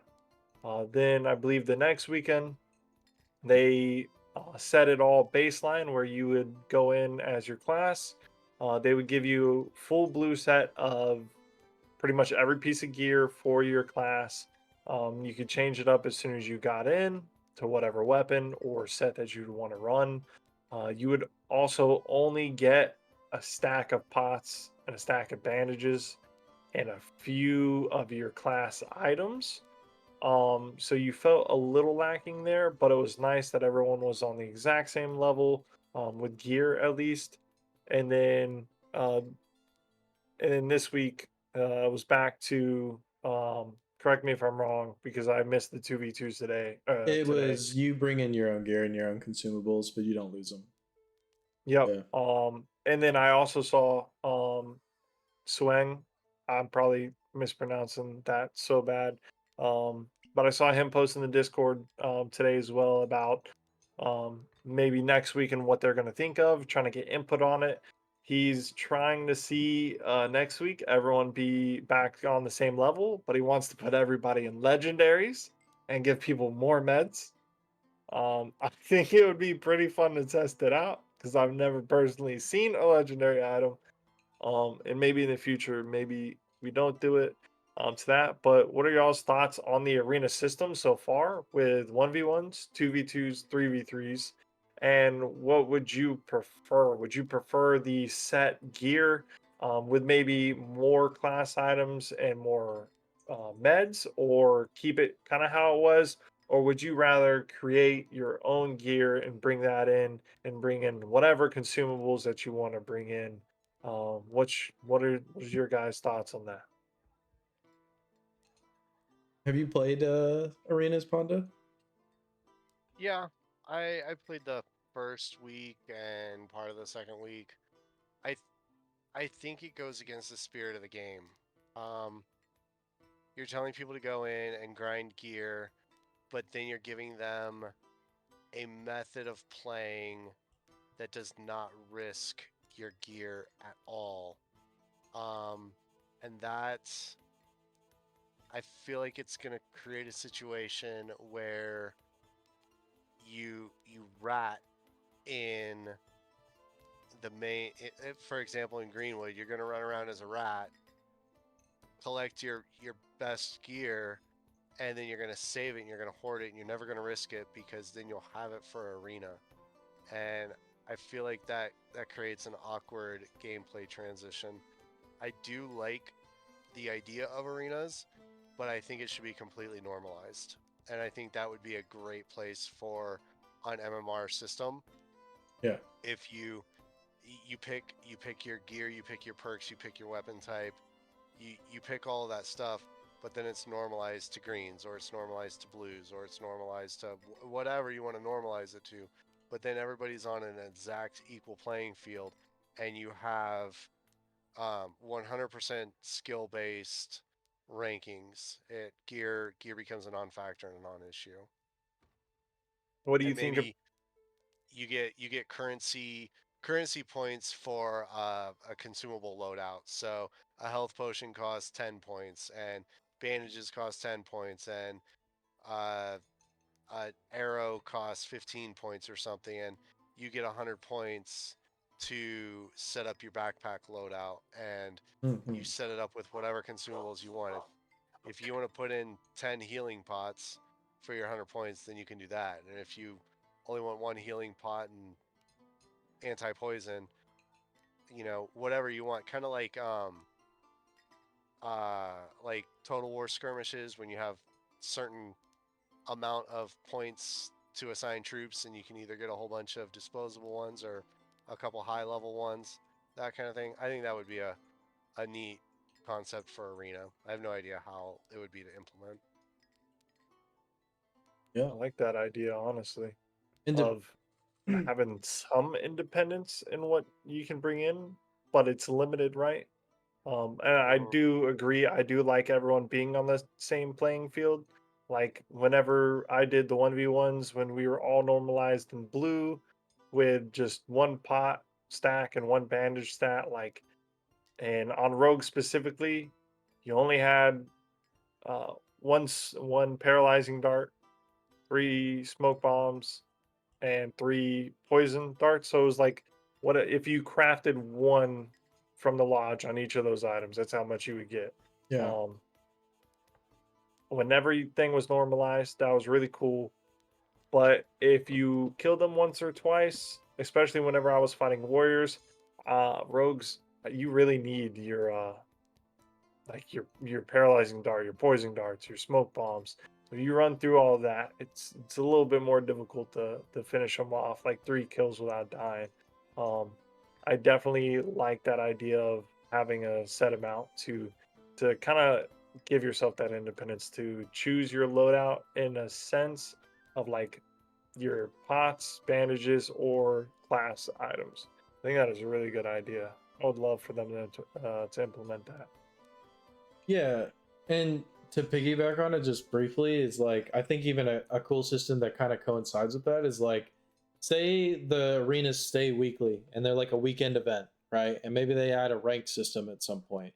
Well, maybe that rank system is tied to like the season. So like when you have a wipe, kind of like they did a really good job like phasing in the different like tiers of lootable stuff like ironwood and maple and shit. Like you would see it phase in slowly. So your first weekend of arenas is in whites, and your next weekend is in greens, and your next weekend's in blues, next is in purples, and then legendaries, right? So like your arenas are scaling with like the progression of the game and the maps. I think that would be cool too, so that you get a chance to. It's not just like, oh, we just fight in blue gear. It's the only gear we PvP in, right? Like we can get to the point where we're fighting in legendary gear and seeing those huge numbers that for some people they might only get to see in arena, and that would be cool because that'll give them a chance to fucking get behind the wheel. Because like one of the big things in Dark and Darker they have a problem with named weapons is like 1% of the player base gets to touch a named weapon. How many people have played with Fulgor, with the longsword that fucking crackles with lightning when you hit it, right? Like negative people, bro. It's just really unfortunate for the player base. So and then something I saw today actually, like talking about people bringing in their own shit, the consumables become an issue because we had a guy that literally admitted to it. He was spamming stam regen potions so that he can just Elven Dance spam, and that's how he was fighting. And that's so fucking cheesy and just lame. Like, because it's just like disingenuous to the skill of the game. You're finding just as many exploits as you possibly can to like to bridge the skill gap between you and another player. When everything's on the same playing field, it just like you guys are saying, the fights are just an even skill based matchup. Who's gonna fight better on their class? And I like that. So Yeah. I honestly think arenas is definitely for me liking PvP. I think it is also one of the best tools, especially not losing gear, or if they could just make it normalized in general with same gear uh, rarity for those arena fights. Um, one of the best places to really, as a new player, to really get in there and learn PvP, learn what you're going to be going up against out in Greenwood or whatever maps there may be in the future, learning the abilities. Um, it's definitely recommended to play every class just to see what they have available to them. If you really want more information on that, just go to Legacy Guide's video here. He went through quite a bit of that, and I think he actually mentioned the same tip there to kind of play every class for a little bit because you can kind of in your head think about what you would do in a situation to counter your own class that you're going to be playing a lot of. So kind of getting that knowledge of every class is is huge, especially right now if you have the time, because there's only 4 classes right now. Soon there will be 5, and then so on and so on. So, Yep. You look at the best WoW arena players, and yeah, they play a class typically for their primary team, but if that class falls out of favor by 3%, then they're swapping. So they're playing druid, Right. they're playing shaman, they're playing priest. They're playing a multitude of characters, Mm. and I guarantee you they also have level capped characters of all the other classes, and they know how those abilities work, and they know the cooldowns on the abilities, and they know the combos, and they know the talent trees, and they have they have thorough knowledge of every other class and matchup and how they play out. So, playing a class and saying, well, I get stomped by rogue all the time, or I get stomped by warrior all the time, or then go play that class. Like when Legacy first came out, I immediately played Hunter because that's the archetype I normally follow, and I was getting absolutely herb stomped by every rogue I ran into. So at level 12, my hunter got benched and I played rogue. And I figured out how a rogue plays so that when I went back to hunter, I could figure out how to play against them a little bit better. So it definitely playing every class and having a feel for them and how the matchups work, there's no shortcuts to it. It just takes time and it takes combat experience. You can't run around kill goblins for 200 hours on a warrior and then expect to know how a fight plays out against a priest. Yeah. oh yeah. And that's definitely why I think arenas is honestly it's a big tool for newer players. Like getting that experience on your class to fight different classes. You can see how they play against you if you are totally against playing other classes. I mean, if you play arenas and you fight a class over and over again, you're going to see maybe a few different play styles, but you'll see what kind of like the most common things that are happening to you, and then try to think of ideas on how to not let them take control over that situation in a fight. Um, or you kind of expect what they're going to do. Um, and it's like a little mind game, playing a little chess. Yeah, arenas would be fantastic for just upping your frequency of combat encounters. Right now, you're at the mercy of how populated your instance of Greenwood is and whether people are at the courtyard or they're at Morthog or if the lobby is 35% rogue, then your chances of getting combat experience versus a priest are a lot less limited, and so arena can just fast track that and get you into a lot more PvP encounters a lot faster. So they're definitely valuable for that. Oh yeah. 100%. Some quests that are class dependent. Oh no, quests that are class This is dependent, this is extra Sai, my optional. YouTube chatter. Oh yeah. Okay, but seriously though, sad. Some quests that are class dependent, extra optional, might help new players to branch out. I like Yeah, that idea. I do Yeah. like that idea. A priest only quest. Go open 4 purified first Yeah. box, whatever they are. Yeah, Yup. yeah. Break Or like 4 hunters shrines on warrior, you know. interact with 4 hunter shrines, or like interact with Mm. 3 hunter shrines in one instance. Now you Something just like, or trying maybe to two. I you're don't just know. trying to cuck everybody out of their 5-minute buff, man. That's Shrines. crazy. Take them all. Take them that's all. that's a I did that. I did that trek in one game and it was a I hell of a know. freaking trek. Hey, you did it. Yeah. Finding a name that wasn't taken was frustrating. I regret it now.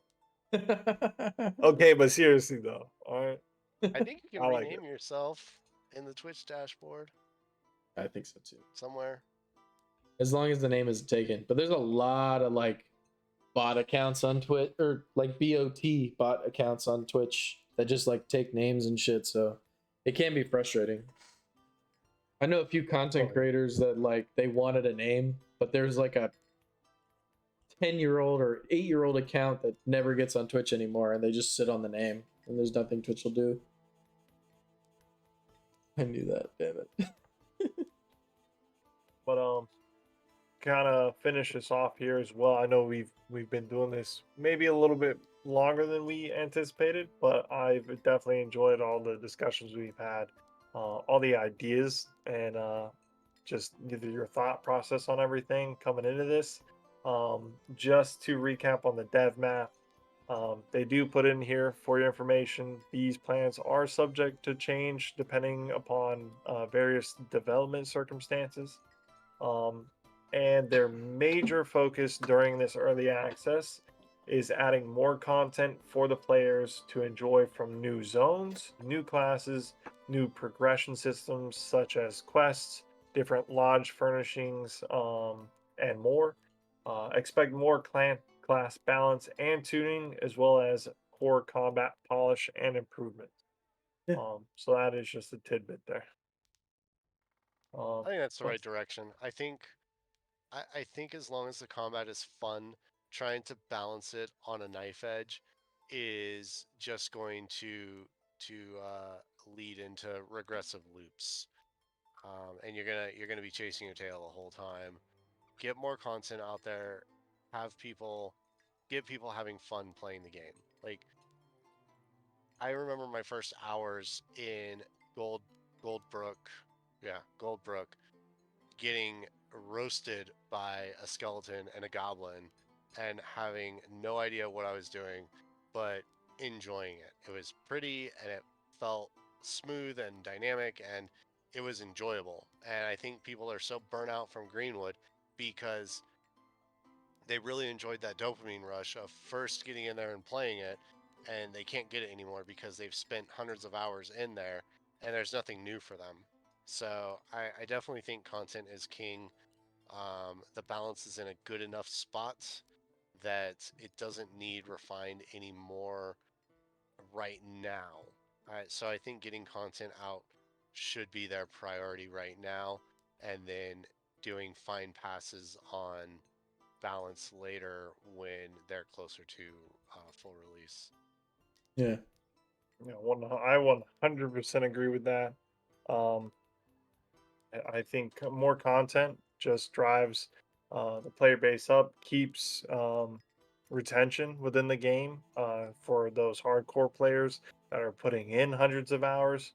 Um, and if it gives them something new to do, it gets it gets those players off the backs of newer players who are just trying to experience the game, going to goblin huts, or maybe stumbling upon Morthog, different things like that, or being around cemeteries. So, uh, content is king. Yeah. That is the number one. Um, and I do agree. I mean, the class balancing and tuning, I is good right now. I think they should focus on content. Um, Specifically being a rogue, yeah. Let's not change anything. Yeah. But like it's the truth though, because like a lot of the pain points of classes in balance are solved in the 3v3 meta. Solos is always gonna Sure. be out of tilt and you're gonna be rock, paper, scissors, right? Like there's gonna be things that just kind of dumpster you. And if you can get better and be able to like deal with those things, but there's still gonna be a hard fight. But in threes, I feel like if you play comps that synergize well, like a lot of your issues, like the fact that I can get shit on by a rogue, is way, outmaneuvered by I have a priest helping me out, or I have a rogue helping peel the other rogue off me, right? Like I have ways to like work with my teammates to fix the problems. It doesn't always have to be just I have to, you know, fight this king of the hill battle and kill everybody on my own terms. And that's what I think. Like you guys are saying, they really cooked with the balance. Like I don't. There's very few like very unfair things that happen with the classes specifically, like class to class, right? Like everything feels pretty fair. There's not a lot of stupid cheese in the game right now. There is some. There definitely is some, but it's way better than could be. But Um, these guys are built different. Dark and Darker's biggest issue is their constant balance patches as opposed to content. Easier to balance once it's all packed in there. Yeah, 100%. And SDF is kind of a psycho too, and he never knows what direction he's got with the game. I'll leave it at that because If you're familiar with Dark and Darker, you know exactly what I'm talking about. He never knows Right. what the fuck he wants to do with the game. And I believe that His is vision. everything with the roadmap as well. His vision. Yeah, his vision That for the is game. Fucking mean. that is everything for the roadmap. So if there's anybody in any of the streams or watching YouTube stream, if you have any questions, at this time we'll take a couple minutes, depending on however many questions there are. If y'all have any ideas, topics, anything like that, any questions, feel free to let us know. We'll answer those or talk about those.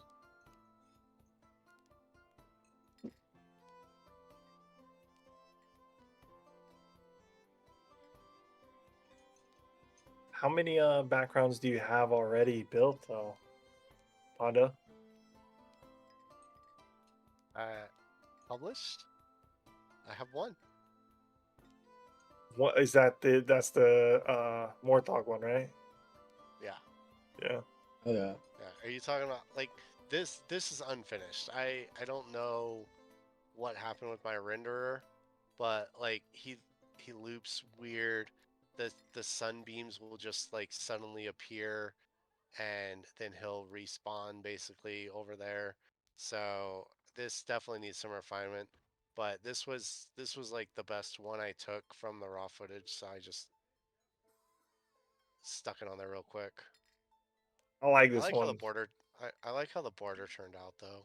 Yeah, it looks really good. Yeah, I saw you cooking with that and then trying to place it just right with the Y not being too far up Yeah. earlier today. It's kind of What Yeah, intent. what it's been a really long time since I played with an image editor, so it's been fun getting back into it. what was the image editor that you were working in? GIMP. GIMP. Yep, That's what it was. GIMP. I GIMP use I use GIMP 2.0. and I use DaVinci. They're both free, open Yeah. source, fantastic tools. I remember doing this kind of thing in the early 2000s, um, and you had to get old bootleg copies of Photoshop and Sony Vegas, Yeah. and they more than likely came with viruses from Chinese or Russians, Yeah. and yeah, your computer was cooked, The but good old you knew how to LimeWire focus. days.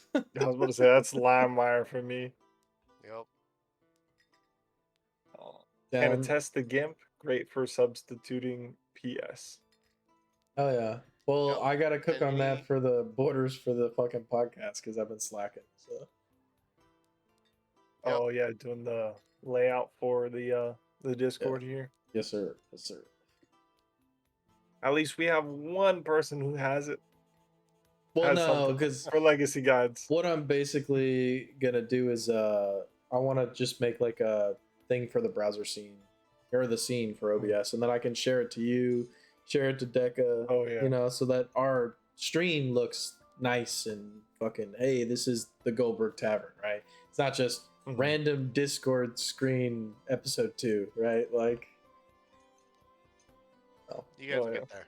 yeah. Work in progress. IRL stuff kind of gets in the way a lot, you know, and then wanting to play Yep. the game with our very limited time. Merm and I are both Oh yeah. full time working dudes with families and all the shit, so we can't be sweating Yeah. 12, 14 hours a day on the game and then doing 6 hour streams. Rip. Even though we do sometimes. Yeah.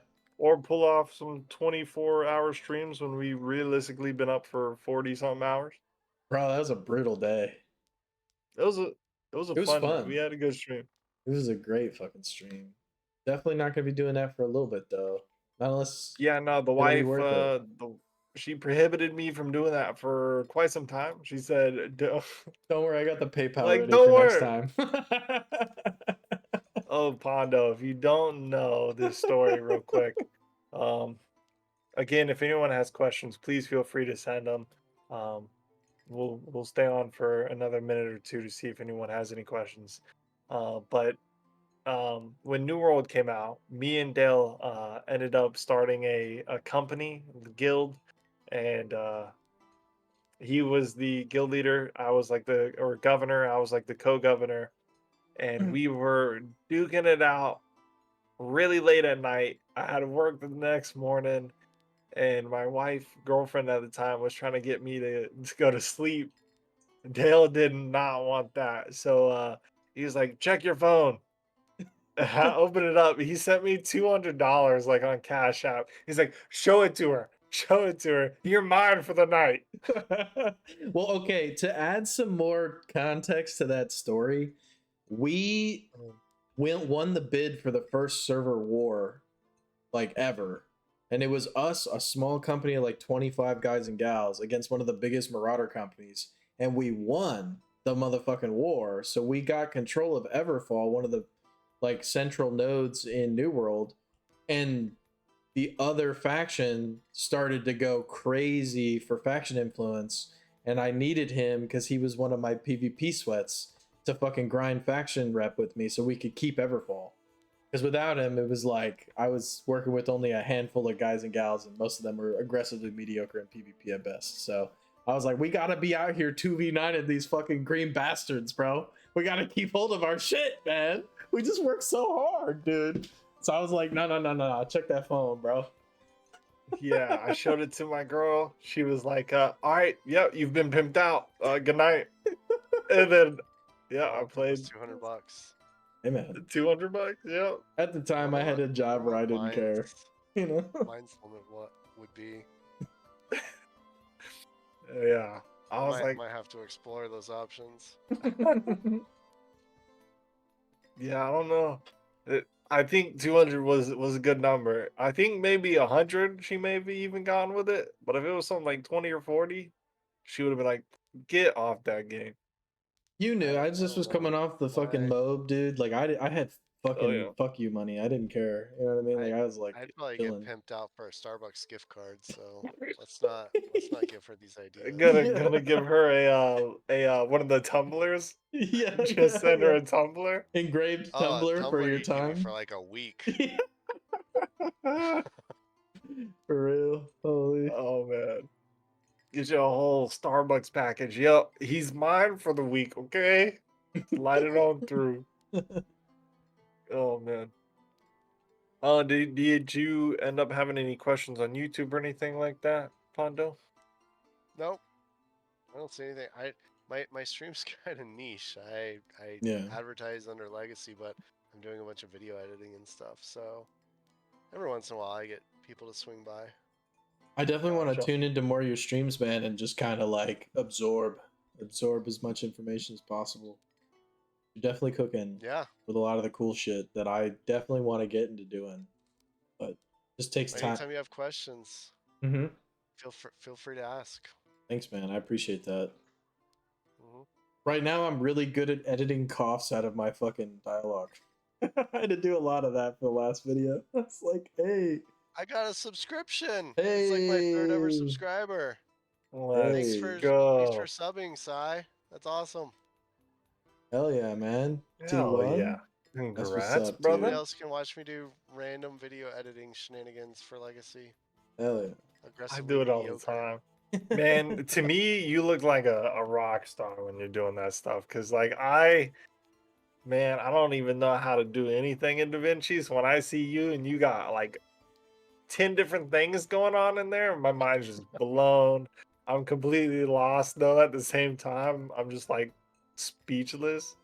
So I'll Well, just like be three typing in weeks your ago, chat. I was in the position you're in, so it's possible for anybody. Figured I've spent enough time being entertained. It's only fair. Hell yeah, man. Hell yeah. Well, at least somebody can stand my form of entertainment. I feel like there's somebody out there for everybody. You know what I mean? Some people like to just chill, low key, like streams. True. Not everybody has to And fucking until they watch find that person, iShow's they can feed. watch me. Yeah, that's it. Yo, even though like I mean I've been watching Pondo for a little bit now. And honestly, not just the whenever he does the editing, on top of that, I know he's in Discord calls, right? And sometimes they just start yapping at each other and it's so funny. I love Yep, it. my girl and my brother-in-law will be in that call, and they'll eh, wait till football season. When football season hits, they're die-hard Bills fans, like die-hard. Oh yeah. And What they Bills will, fans aren't, right? yeah, for sure. Like, I have to go to Home Depot every year and buy 10 folding tables for her. Oh jeez. And so they'll be in here for hours just yapping about football. It'll be great. They keep talking about wanting to do a Bills podcast, but neither one of them will commit. Just got to turn it on and start, man. man. Fuck it. Yeah. Yep. The worst thing that I mean- happens is nobody watches it. Which I feel like isn't even the worst thing, you know? Yeah. Well, that was the coolest thing about the like, because we were like, fuck it, we'll just do the podcast because like we've always wanted to, and then we were literally like fighting in PvP, and they're like, "Hey, who is that? Yo, I love the pod." We're like, "What the fuck? Well, Like, you watch that? like- like, That Thanks, like dude. that day that we streamed the podcast, we played games later on, and Yeah. literally it may have been 4 or 5 hours after, like maybe around midnight or something. Me and Dale are at Morthog, doing 0 to hero, I think, and I completely ditched Dale. Dale Oh was my complaining. God. He's like, "Oh, you just," he was gonna clip it or something. I think he said. Nah, yeah, but I Um, was whiffing. Yeah, was but he was pretty whiffing tired all his that night. shots. But he was like, "Nah, I can't do that." But I was I've had like, that. Sorry, go ahead. "Oh no, go ahead." I was just gonna say that I've had that too. I'll be running around on my elite or my legacy guides character, and the house name is Legacy Guides, and someone will kill me, and then they'll come into chat and be like, "Sorry, I was trying to RP with you," or something. I have VoIP turned off, and it's a PvP game. Like, Yeah. I account for this. I'm not gonna be upset, but yeah, I think it's funny. I'm a rat rogue running around in junk gear, so I'm global taunt activated. Yeah. Yeah, true. But yeah, I think I was gaslighting Dale or something. I forget what I was No, doing. you know I what was it messing was? with you. What it What? was, because we were talking about the outplayability on like on the rogue stuff, right? With Visage and Phantom Veil, and you're like, oh Mhm. yeah, you could do all this outplay. I was gonna in the middle of that conversation, I'm like, or you could Phantom Veil behind the fucking veil in Morthog and watch your hunter buddy get fucking pin cushioned up at the top and just be laughing in the corner, fully fucking like unknown to the other enemy team. He's like, That's 'cause exactly what was happening. we were literally like, I was opening up on this team, and then I'm like, yo, man, where you at? And he goes, oh, dude, I'm behind the veil in Morthog. I'm like, what? I was like, it's 2v3. What are you doing? It's like, well, I'm Yeah. dead. GG's. I was like, all right, well, I'll go out there now that you're dead. And then Which is then I crazy. got killed. But then they saw the Mermex being the name, like, oh, dude, love the podcast, man. And it was literally like 4 hours after, and we were like, people watched it, let's go. Yeah, so sick. So. That's funny. And then I mean, That's why over you the gotta run past the week, creep rogue. If True. you're Yeah. running creep, you could go invisible and just watch Dale die all the time. It's crazy. Yo, no, don't give him ideas, Pondo. Come on, man. That's fucked up. It'll make me better. I think I know what I'm doing. This is my superhero. I'm gonna make a arc. montage. Listen, it's Dale Yeah, death. so many montages. I'm gonna have a Just Dale go death full gray counter. and watch him die. I'm gonna have a Dale death counter on stream. That's gonna be the next thing. I'm just gonna run creep rogue from now on. Yep. Listen, this will be my Saitama 100 push-ups, 100 sit-ups kind of meme, and I'll just be so fucking good at 1v9ing. You'll make me one of the best hunters in the game. Thanks, homie. You know what I mean? Yep. Like, can't rely on anybody in these parts. Like, holy shit. Oh man. Most of my PvP experience has been watching people kill each other while I slink away like the filthy rat. That's actually really funny, man. Hell yeah. You've been playing rogue, Asai? Or you've been playing another class? I can see you're a watcher. Maybe. There's nothing wrong with that. Like I said, man. Like I'm a rogue main, man. Be proud.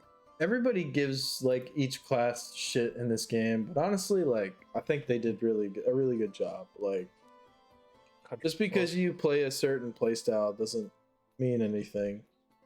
Everything has like a counter or a way to get around it, so it's fine. Don't Every, listen to the haters, bro. You know? every kill of mine has been in self-defense after trying to flee. Well, let's go though. Yeah, at least you're killing some of those people just sweating after you. Be He's a wary of noble the rogue. cornered rat, A bro. You noble know? rogue, a noble rat rogue. My name in Oh Tarkov man, was Master Splinter 69, so I know the ways of yeah. the rat. I was a disciple. I named myself Michelangelo, a little turtle. It'd be funny though in Tarkov whenever you'd be running out in front of me, leading the way, tip of the spear. You know what I'm saying? And then I just hear, "Hey, Cheeky your body's breaky. Just fucking I die. cheeky Yeah. freak." Oh man. Yeah. Nah, but this is a man. This has been a really fun podcast, honestly. Mhm. Pondo, really appreciate you being our first guest on the Goldbrook Tavern podcast. It has Yeah, been it's an been absolute awesome being pleasure. here. We appreciate you, Oh man. yeah, Thanks for Yeah, it's having been me. a lot of fun. yes sir. And we will have his information in the description here.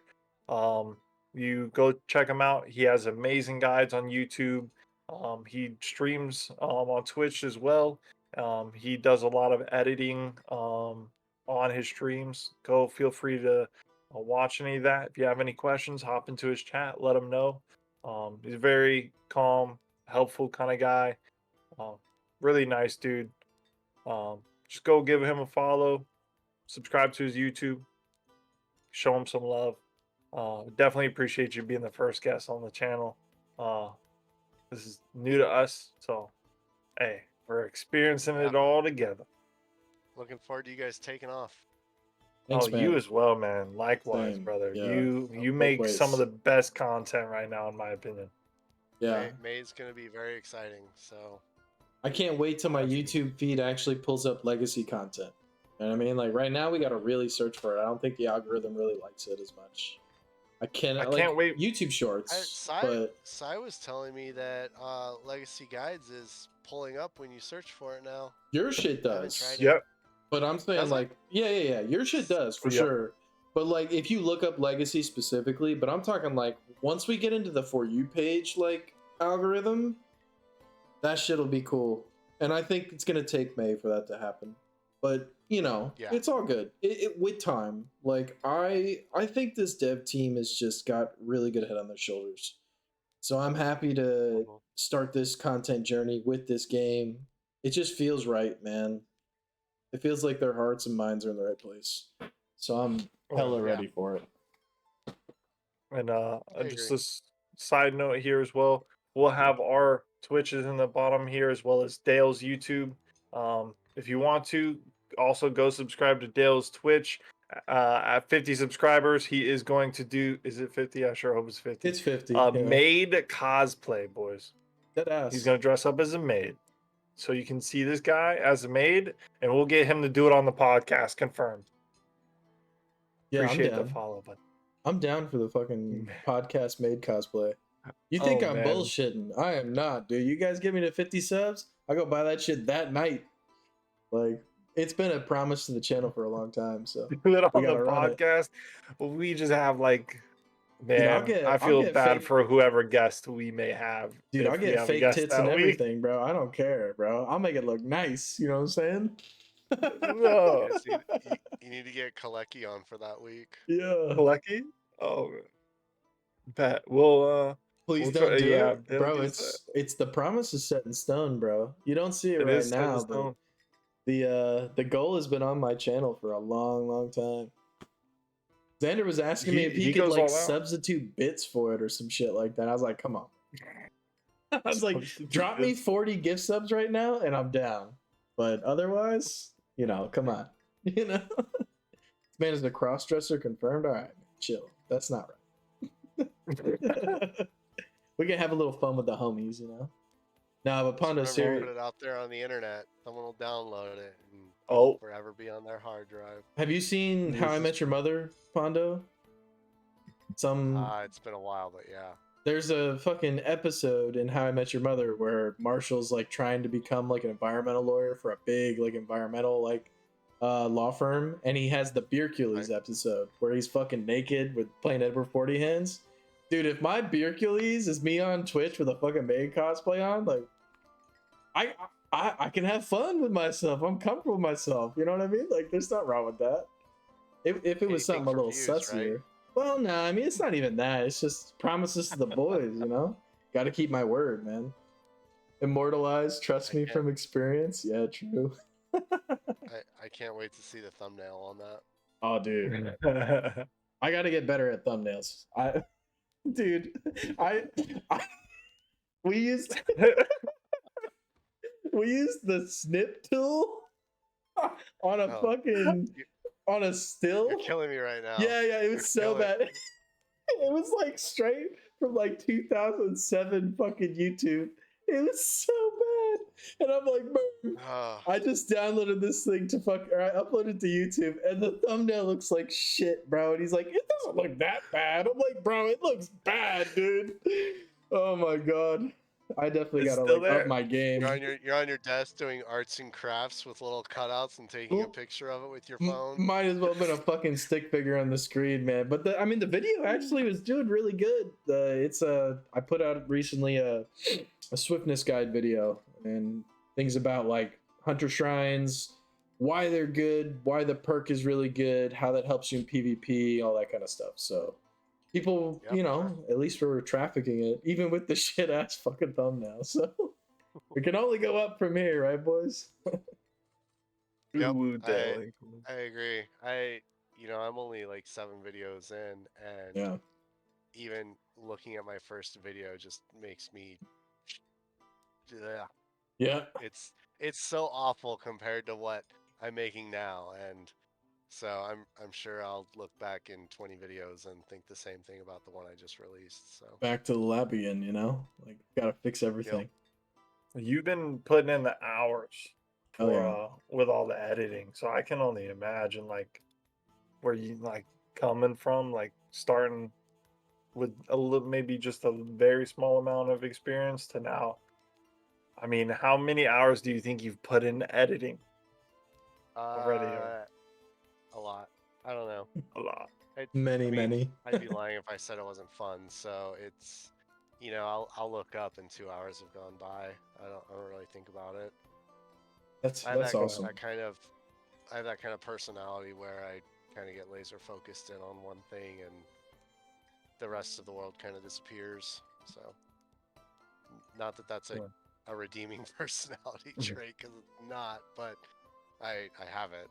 Well, it is for video editing, man, because it's a lot of like crunching out the same problems over and over and over again just to try to get closer to that perfected product, right? So being able to like really lock in, like I remember before when I tried to get into editing the first time and first downloaded DaVinci Resolve and pulled like a VOD in and was like trying to clip it down, I'm like, I was just so overwhelmed. I'm like, I just want to play the game. You know what I mean? But with this game, it's like I really want to do the content and play the game. So I Hmm. want to get to that point, but I'm definitely more bird brained for video editing. I can't get as locked in. Working on Ubu Dale outfit, that's crazy, bro. Y'all are wild. The ooh, Dale. When you do it, you have to do a set design to your room to make it look kawaii. So this is a temporary setup, man. This is my workstation, as you can see over there. That's where I work every day. Um, my girlfriend has her setup like right behind my setup. So eventually, there's her mom's place that we're taking over and like renting.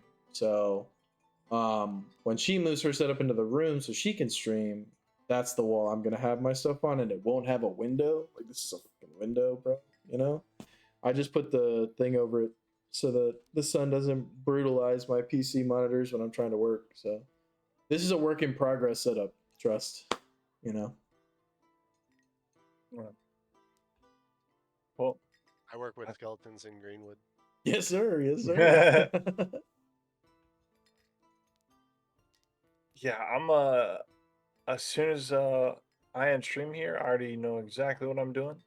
I'm going to the wallpaper and getting that ogre loop. Awesome. Hell yeah. Exactly what I'm about to do.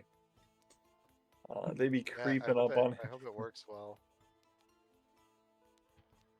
You said like originally there was a like a weird thing with the loop, or So just in with the wallpaper. the loop was fine. It's the wallpaper engine itself hitches when it stops and starts the loop. It's like maybe a 50 milliseconds, just enough to be seen.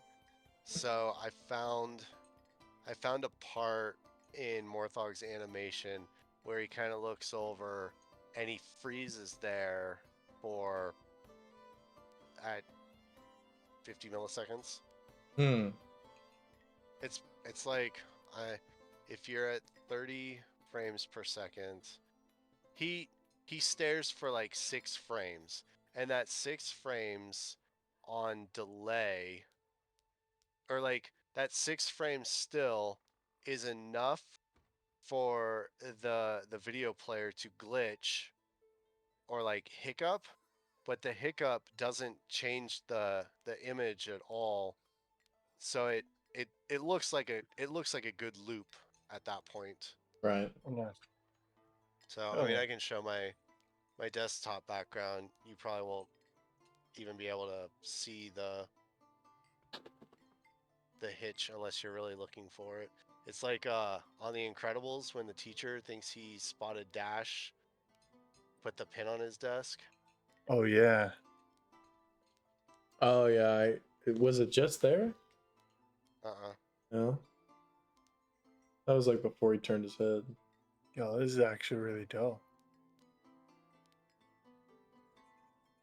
So it's right after he does this, and then he looks to his left, and it's right there. That was it. Okay. He That moved. is a really nice loop. Oh man. Yo, that is Yeah, so awesome. he'll just sit here and scratch himself on my camera or on my desktop That's- monitor. So if you have some weird Morthog fetish, then I have released the perfect content for you. Let's go. Y'all heard it here. Someone out there All for right. everyone, you know? Oh yeah. Yep, I'm not here to kink shame. That's it. Well, I think this has been a really good podcast. Unfortunately, Deca was not able to be here on this one. Still will be here. Just he wasn't able to make it to this one. Couldn't have him on it, but I'm so thankful to have Pondo Bruin, aka Legacy Guides, here with us. Um, Dale, myself, gonna be here the entire time. Uh, yeah, I think it's been really good. This is Goldbrook Tavern, a Legacy Steel and Sorcery podcast, wrapping up on episode number 2. Hope you all enjoy. Please leave a like, subscribe, turn post notifications on. If you want to check out him, Legacy Guides, Pondo, or him, that guy Dale 3, just look at the description below and you'll find their YouTube, their Twitch, and anyone else maybe mentioned or in this podcast, or maybe some of their content will also be in the description below. So please give that a check out. Thank you. Sign out. Peace.